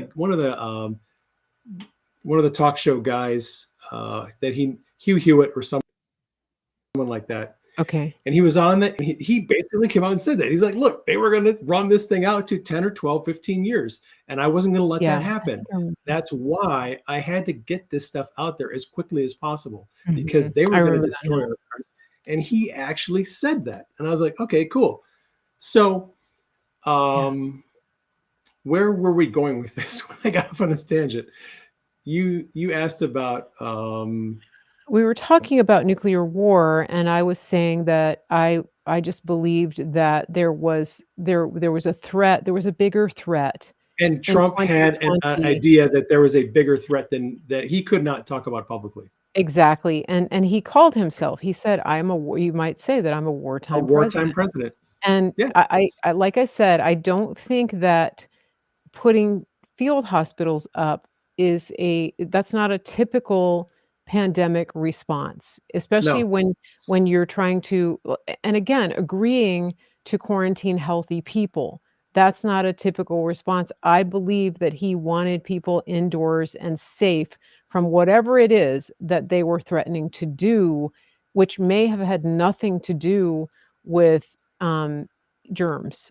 I just again, I don't know, I don't have intel on this, I'm not claiming to have intel, but my spidey senses have been telling me this from the time I saw those field hospitals go up, and they're often right, I'm just saying. I so have good let me hunch. ask you a couple of questions. Yeah, Trump said he's a wartime president. yeah. From his perspective, who were we at war with? The deep state. China? Um, China.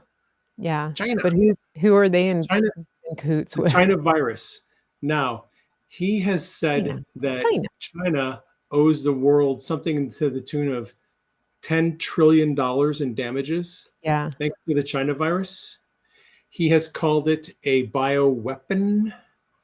He essentially accused China of releasing a bioweapon on our country. What if those field hospitals were set up as a part of a contingency plan in the event that we actually got in a shooting war with China? Yeah, I mean, there's all kinds of possibilities, right?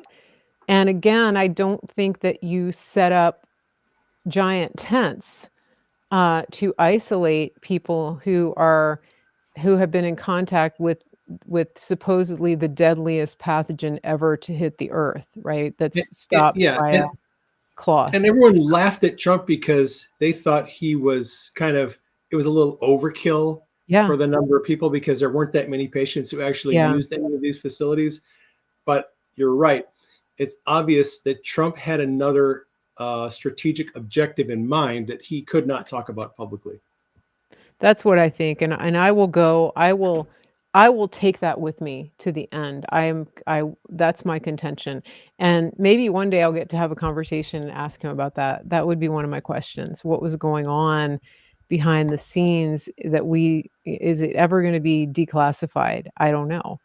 Um, Speaking of declassified, do you want to talk about aliens for a minute? Sure. I Okay. love talking about aliens. So So, Tuck although most of my Christian friends hate it, but we'll talk Tucker about it anyway. I don't like it either. I hate science fiction, but Tucker was on Joe Rogan, and the first thing out of the gate was unidentified objects under the sea, in the air, things that have actually been witnessed by members of our military have been harmed by it. And Tucker is contending, and he believes that he has proof that these are not, he said there's no proof that any of these beings a came from other planets. His contention is that it is spiritual, that they are spiritual in nature, and that they're it's right in line with the Bible, with Ezekiel, with the appearance of wheels in the heavens and things that are heavenly, Hmm, supernatural. right. And I just think that's very interesting, but he also said that he had to take a step back from it because it's very dark, and a lot of people have been hurt by this, and it's documented. So, I do encourage people to go and listen. This is the first part of the Joe Rogan interview, and, our friend MJ Truth on Truth Social and on Twitter, MJ Truth Ultra, has been cutting clips like he normally does and kind of highlighting some of these comments, but it's I my feeling about aliens, things that people think are aliens, are that they're actually demons. And you've written in your fiction to some extent, and also in some of your nonfiction about this. So I wanted to get your opinion. Yeah. Um, it's an interesting subject. Uh, a subject I really had no grid for, I would say, prior to Q, but um, I started following Q, and the Anons started asking Q. So, hey there, 17th letter of the alphabet. What about Roswell? Are we alone? And Q is like, no, we're not alone. Come on, man. There's aliens out there. Right. Some of the questions to Q in the question and answer session.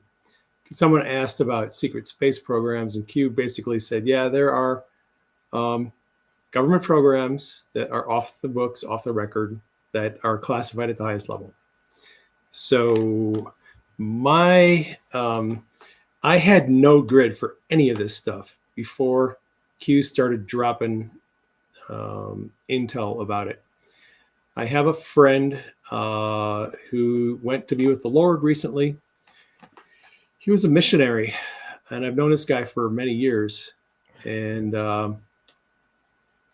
he, after Q started dropping intel, he told me that he worked with the CIA. I was like, "You what?" He's like, "Yeah, I was I was with the CIA in the 80s and 90s," and I was like, "You what?" I was just like, because I've known this guy from Facebook. In my discussions about healing and deliverance and all the things, all the Mhm. supernatural stuff for the last, since 2010, this guy was very active in all those discussions. And I just thought, oh, he's just a missionary and he's interested in supernatural. And when Q started dropping all this info, this guy starts sending me messages on Telegram, self-destructing messages. As soon as I'd read the message, it was gone. He was very, very concerned. Didn't want any of the agencies knowing that he was messaging me. And so he's messaging me all these links and imploring me to go check out this information. He says, look, he goes, I can tell you from personal experience, anything you've ever seen in a Star Trek episode, we have the ability to do it. We've had it for a long time. We have intergalactic travel, we have transporters, we have everything. Because this shit has been going on for a long time. And he goes, I'm not BSing you. Check this stuff out. And my mind was on tilt. I was like, what are you talking about? So it took me about 6 months. Interesting. It took me about 6 months. And by the way, for those of you who are out there just curious, the CIA actually has a long history of recruiting missionaries as assets, because when a missionary goes to a country, to another country, they're granted access to people and places and things in a country that other people don't have access to. And so the CIA has long used missionaries as assets. Anyway, uh, Interesting. it took me about 6 months of going through the links that he sent me and kind of very slowly assimilating this information and trying to figure out how much of it is real, how much of it is BS, how much of it is plausible. Is this real? Like, what what? Because I was my brain was on tilt. I did not have a grid for this stuff.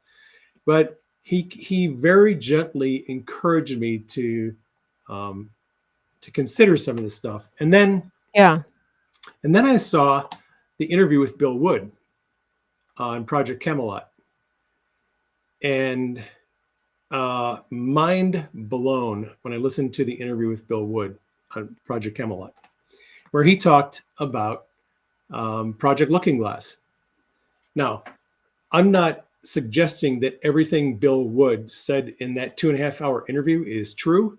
I Hmm. don't know if any of it is true, but that interview got me thinking in a completely different direction. And what happened, that was result of a Q drop.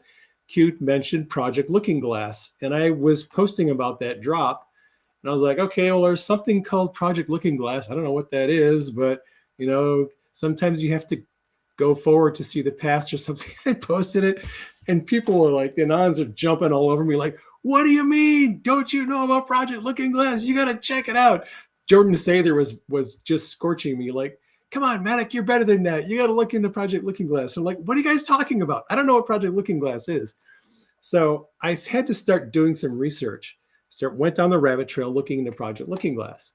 And when I came across that interview with Bill Wood, that night that I watched that interview, God gave me a dream.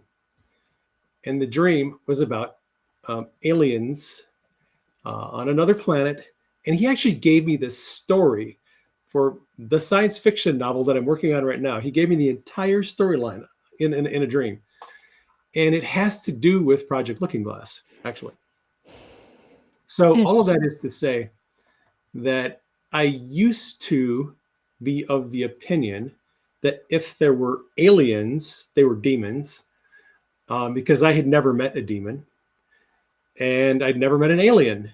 And because all the pastors that I know, they always equate aliens with demons. I'm like, okay, that's fine with me. Since then, I've met quite a lot of demons.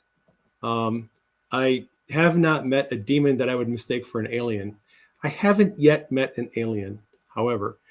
And so the demons that I have met, they don't look very much like the aliens that people typically talk about. Mhm, mhm.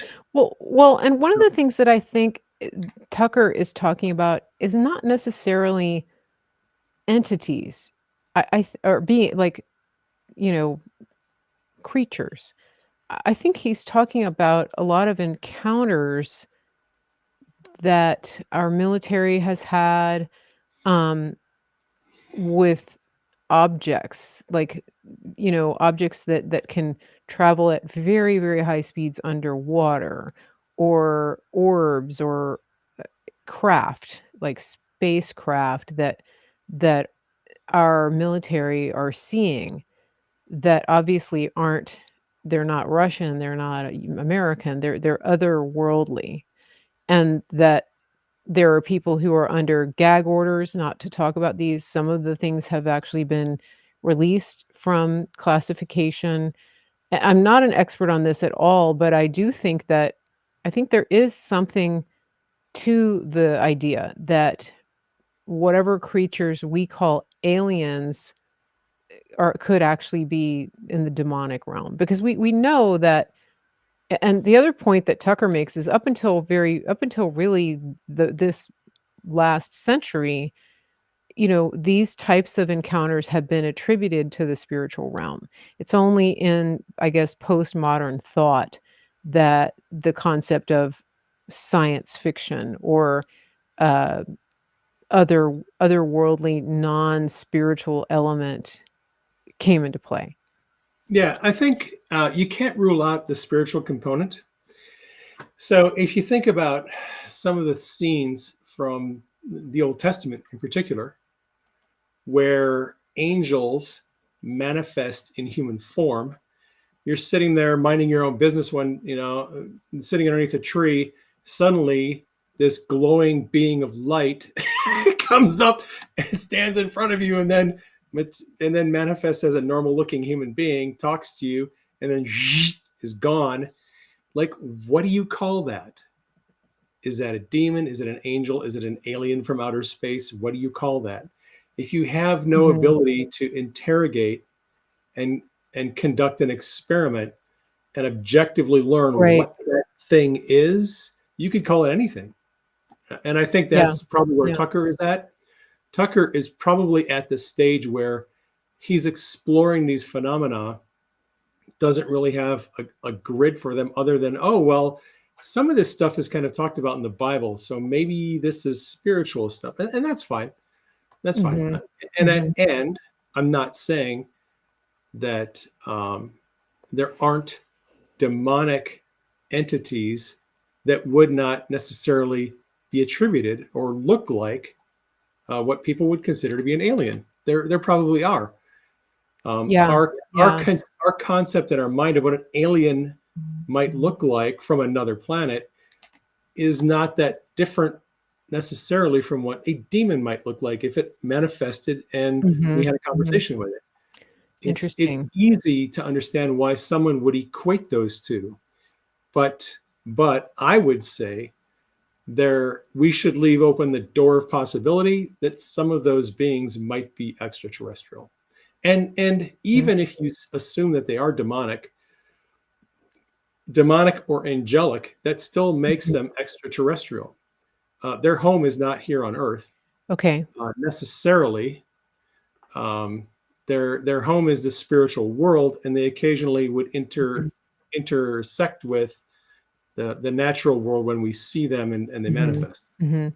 And we do So know that, Satan can shapeshift, and there's a lot of deception. He's the father of lies, and I think that people can see things that maybe are not as they actually appear, right? So there's that element of it.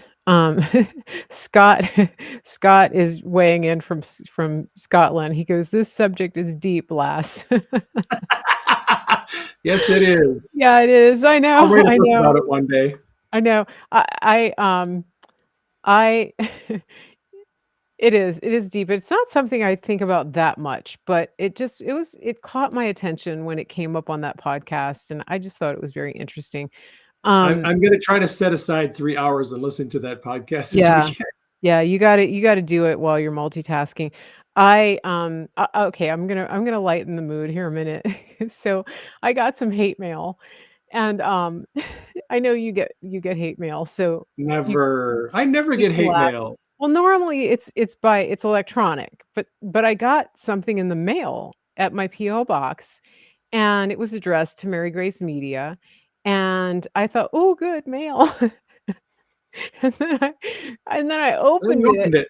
I opened it, and it's really funny. I'm not gonna name the person because I don't really wanna give them that much attention, but I'm bringing attention to it because to me, it's actually a bit I mean, I have some level of admiration for the person because they took the time to write out a quote.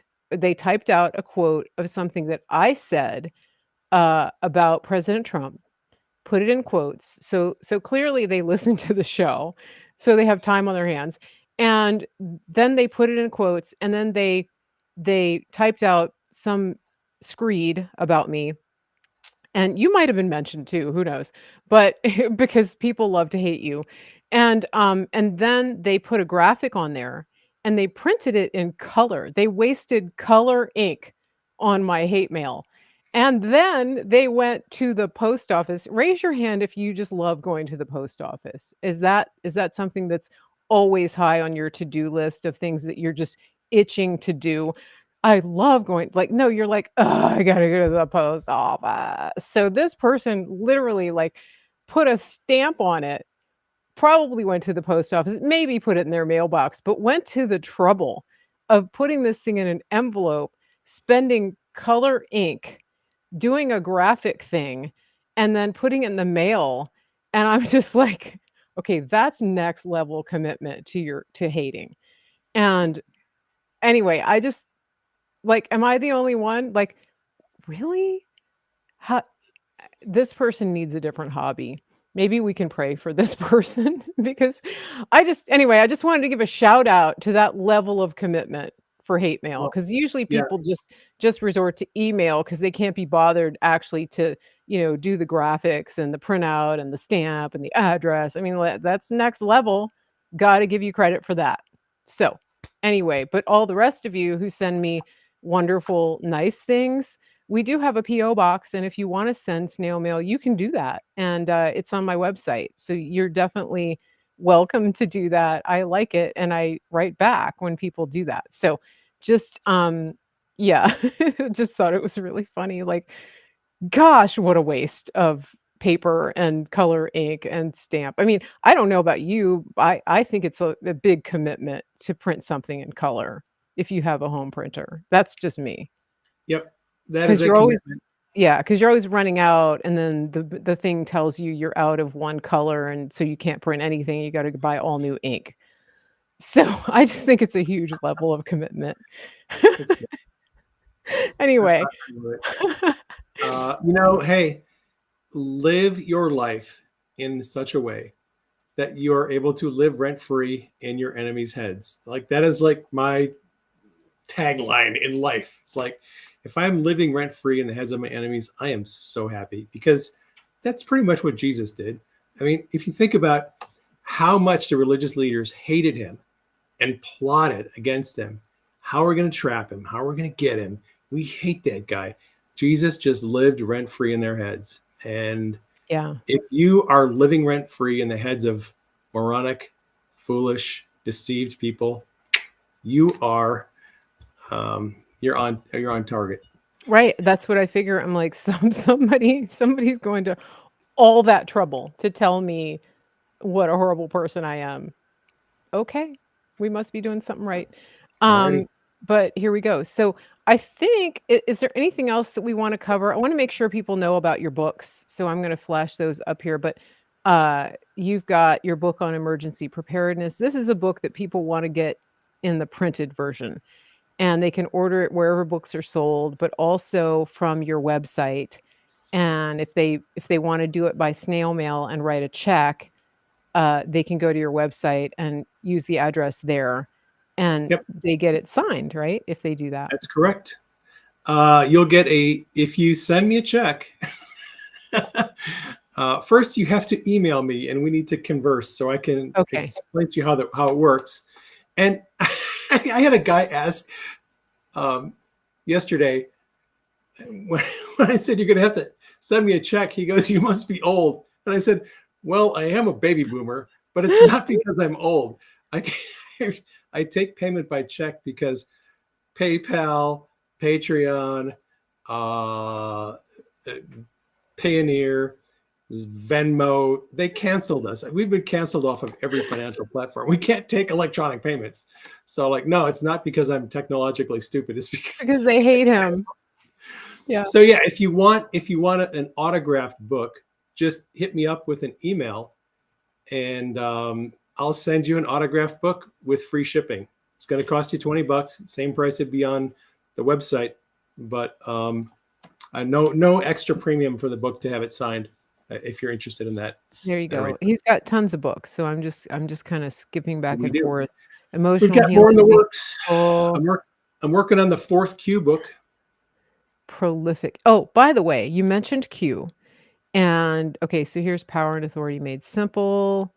You've got emotional healing made simple, and then we have, emergency preparedness made simple. That's not made simple, but I just wanted to put that in there because everything else is. So, but that book, but Q, here's the interesting thing about Q. Dave, some of you guys may be thinking, "Oh, he's talking about that Q stuff." Well, the Q stuff is actually really interesting and worth learning about, so much so that the last episode that we did here, Conspiracy of Truth on Mary Grace TV, we talked exclusively about Q and Anon and QAnon and all of that, and it was incredibly well received. We got great feedback about it. And so if you want to watch that, you can go back on any of my channels. It's probably easier to go on Rumble. Yeah, because it got taken down off of YouTube. So it's not there. But Shocker. yeah, because you said a bad word. And but it is on Rumble and it's episode 12, Conspiracy of Truth, episode 12. That's where we talked about all things Q. And so that is definitely worth, I think, 90 minutes of your time to go and listen to that. It was fantastic. So just go back and in case you do that. Scott says that Q may well be AI. Nah, doubt it. But you can go listen, Scott. Go listen to the episode and see what you come up That's with. that's a common observation that people have made. However, the people who have read all the drops, the researchers and anons on the board, I haven't heard one of them ever suggest that Q is AI. That is a comment that is usually made by people who haven't read the posts.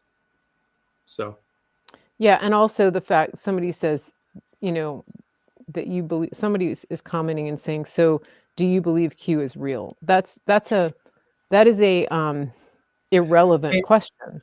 Mary, is the sky real? That's like saying, "Is the sky blue?" Like Q, whether you agree with some of the things that happened with the Q drops, that's really the more relevant question. Do you think that it had an impact? What kind of like if you're going to talk about Q, the question is not is it real? Right. Because you can go and see for yourself all of the posts that Q made. So that's a moot point. Um there but again, go back and watch. We're not going to rehash everything on this show, but it was definitely worth listening to. So so who said that? Patricia. So if you have that question, I do encourage you to go and just rewatch it. It's on the Facebook, it's on the Rumble, and again, like I said, somebody got big mad on YouTube and took it down because it was we went apparently Dave said a forbidden word, you know. So I think I said the V word. we got a strike. Yeah, got a strike. Yeah. So but that's yeah. I think my YouTube channel may become the channel of lifestyle, like gardening with my dad. What did the cats bring home, today? Uh, all of now we're hiking, that kind of here's my Hey, latest fashion. Here's my latest thrift store find. Things like that. That's I probably think we- what I I do think on we should all give YouTube the content they deserve. um well, that's not gonna say that my lifestyle channel is gonna be bad. If It's just YouTube wants to have boring, mundane conversations or there's never anything controversial, then let's give them that. listen, there is a lot of controversy to be had in fashion. Do not discount Okay. if I go thrifting and I find something really good, guys, you need to know that a lot of what I wear is thrifted. You guys like my clothes. All right, Dave, just hold on because you're wearing kind of a olive drab shirt. But for those of us who like fashion, I just want to veer off here for a minute and talk about all the amazing things that I find thrifted, and not just clothing, but secondhand things that I find. It's really a legitimate thing, and you don't have to spend retail on really cool clothing. And so I don't think that's a mundane topic because I get all kinds of compliments and comments on my clothes. I think I might just do that. I might just transition my YouTube over to lifestyle with Mary Grace. I mean, just the garden, just the stuff in I mean, it's actually sheer entertainment being out in the garden with my dad and the cats. And now my nephew's living here. So on any given day, you just don't know what's going to happen out there. That alone, I could have just a whole series on that, you know? Just for the record, no one has ever accused me of being a fashionista. So, I know, I know. We do need to talk about your hair though. okay. What Oh my hair? gosh, I know. It's just Oh, somebody now see, people are already asking me for gardening tips on YouTube. I am not the expert, but I will tell you that my dad has a green thumb like you've never seen. Last year, he put in 18 cucumber seeds. Don't ask me why that many, but usually when you plant seeds, things some come up, some don't. We had 18 cucumber plants. Not a single dud in the pack. Everything Wow. he plants, it's like that, just you know, everything he plants, boom, boom, boom, boom, it all comes up. Yeah, and he doesn't follow any of the rules. He's not doing, like, permaculture, regenerative farming, like, any of that. He's just like, "Oh, we got seeds, let's put them in the ground." So, there's no we don't have, like, the Instagram mapped out, this section here, and this is like nothing is symmetrical. It's not happening that way. He's 86. He's gonna do it the way he wants. And I can fight him on it, or I can just say, "Okay, well, I'm gonna put these flowers over here, and you put your cucumbers over here, and maybe we'll have some semblance of something that looks like an English cottage garden one day, maybe." Or not. Yeah, so Uh, my dream garden and the garden that I envision on paper is not what we have out there. But you know what? It gets us outside and we have father-daughter time. So, yeah. That's my little tangent about how I think my YouTube channel might play out. Just saying. And Michelle okay. says early Q, she's commenting on Q. She says early Q rocked. I learned a lot. We people collectively learned a lot about research from Q. It really pushed our envelopes and challenged us, you know? I think. I think people there's we're gonna look back on this time in history and we're gonna realize that the people who hated on us, the people who hated on President Trump, the people who hated on Melania, the people who hated on everything, they're they're gonna maybe wake up one day and go, "How did I missed it. I missed, like, the most amazing era in modern history because I was so busy hating." Maybe God will redeem it for them, but I feel bad for people that are just hating that much. Yeah, I agree. Can I respond to the early Q rocked? I learned a Yeah, lot thing. yeah, yeah, yeah. All right. Well, no disrespect intended to the person who made that comment, That was Michelle. Michelle. But if you look at the Q posts from the beginning, right, October 28th, 2017, through, I would say, the end of December, 2 months worth of posts, November and December, Q was training the Anons on the board trying to get them to do the research, to look into news articles, current events, connect the people, connect the events, connecting the dots. This is how Q is teaching people how to look at the timestamps.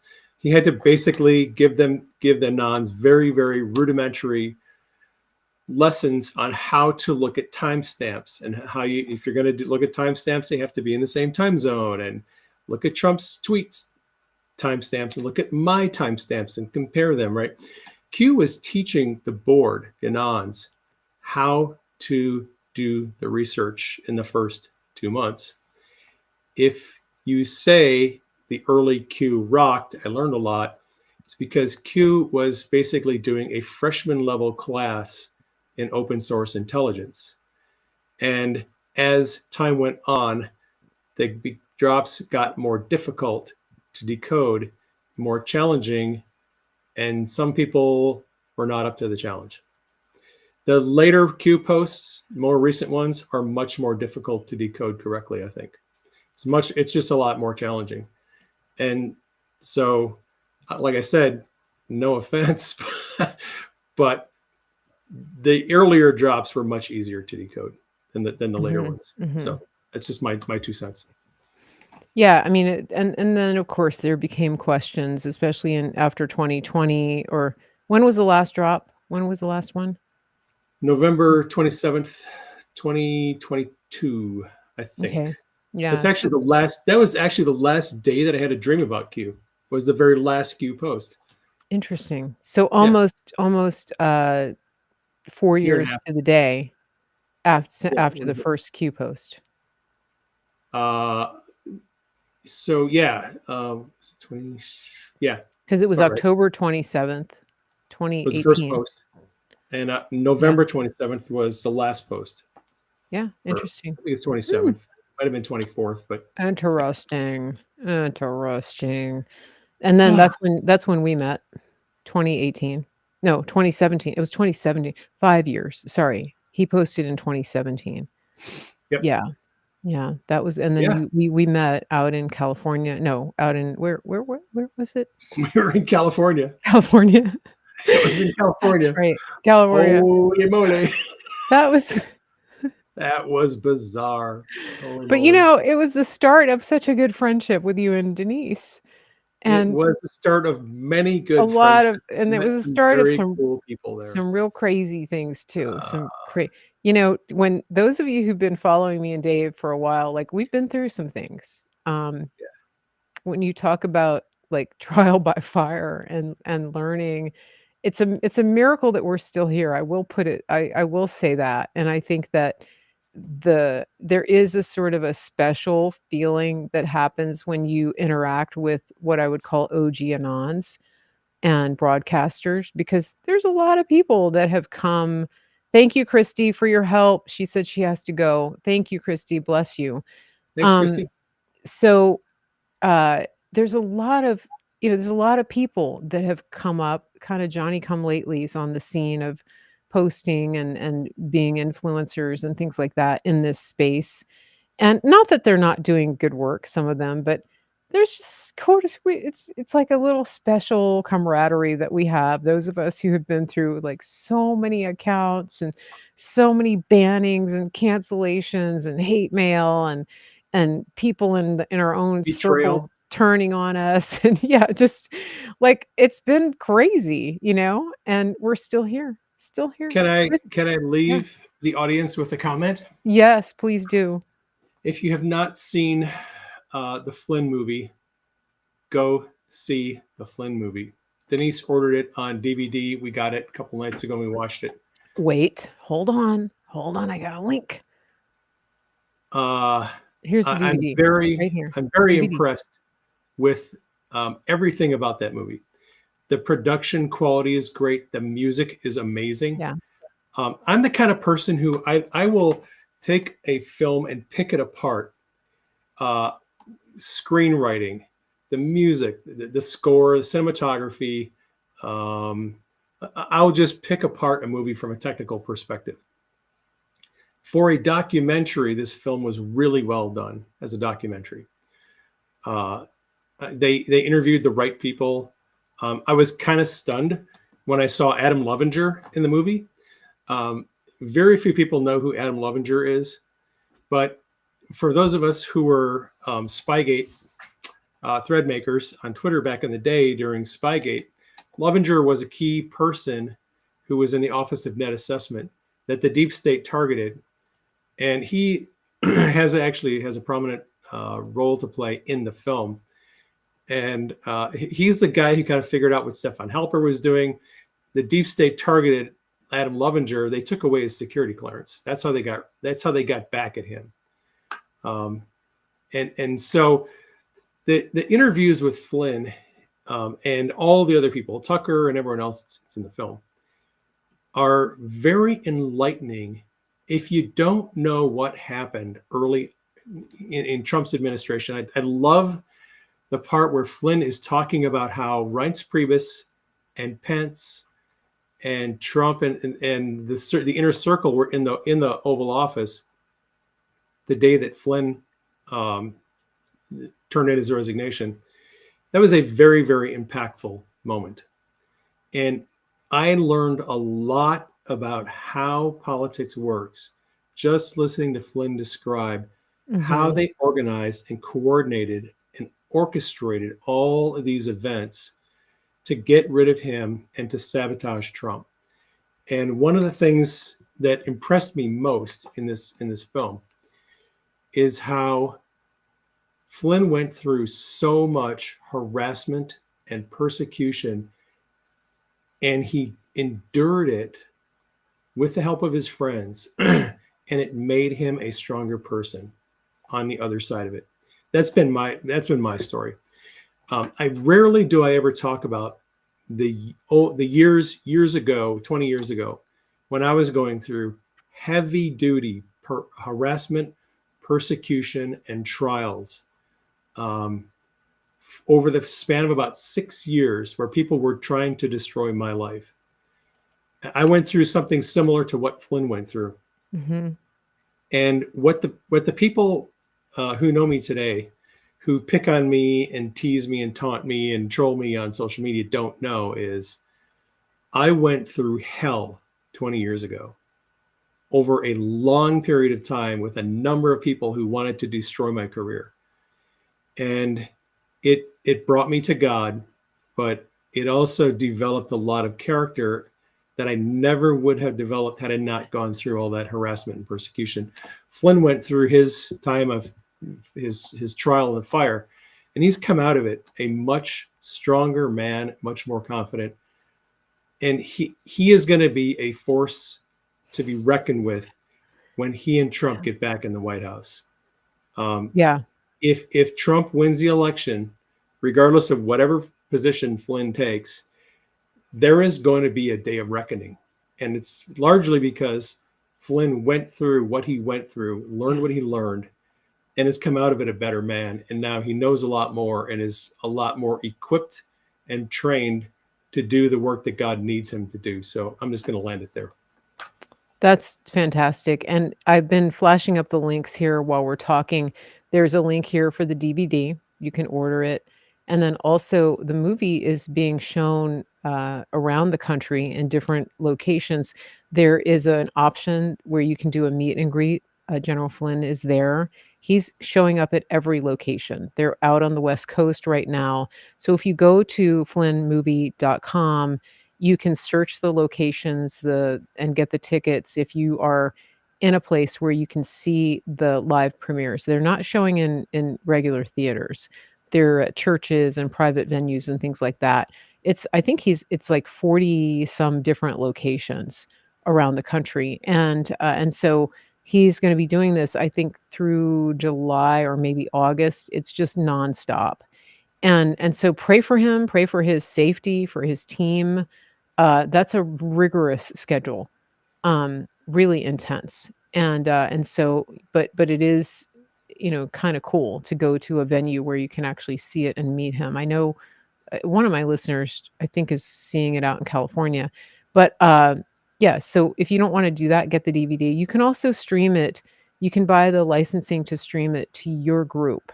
And anytime you do that, if you're not sure how to do it, just contact me, info@marygracemedia.com.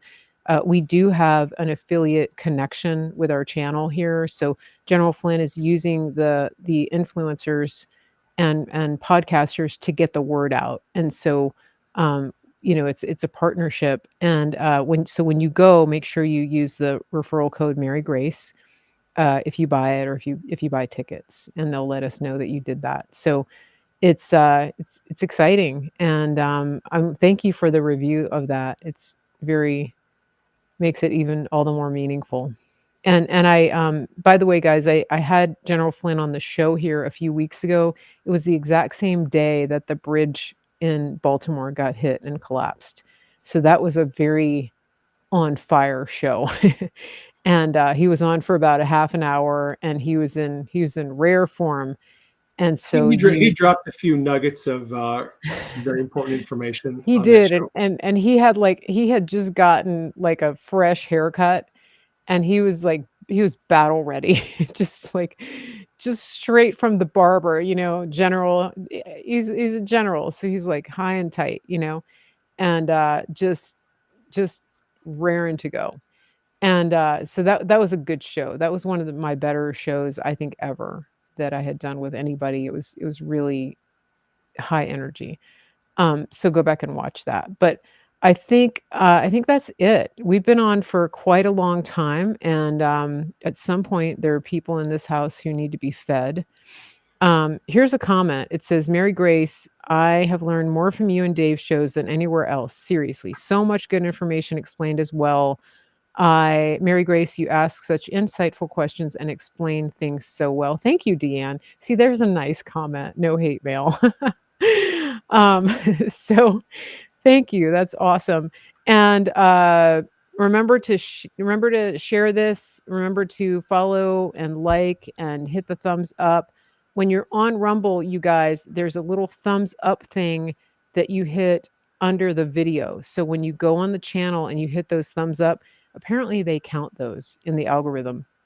And then also when you come back after the stream has ended, leave comments there on any of the channels that you're watching on, because that helps get the video up in the algorithm. And that's how other people see it. When you comment on it, when you share it, when you're on Facebook or anything like that, share it on your wall. All of that makes a difference. And I'm notorious for just listening in the background, and then I don't always make comments, but the comments really make a difference. The like, subscribe, share, all those buttons and comments, it makes a difference. Okay. I think that's it. So we're going to go back to the Mary Grace screen. That's my website. Get on the mailing list. And I think that's it. We're going to say goodbye. It's been a Awesome. great conversation. Thank you, everybody, for being here today. And we will be back soon. We got some good shows coming up this week. So please get on the mailing list, marygracemedia.com. Don't miss a show. We don't have a regular schedule, but we try to put something out 3 to 4 times a week. Have a great day, everybody, and get outside and walk around and get sun on you. Don't stay stuck in the house. Okay.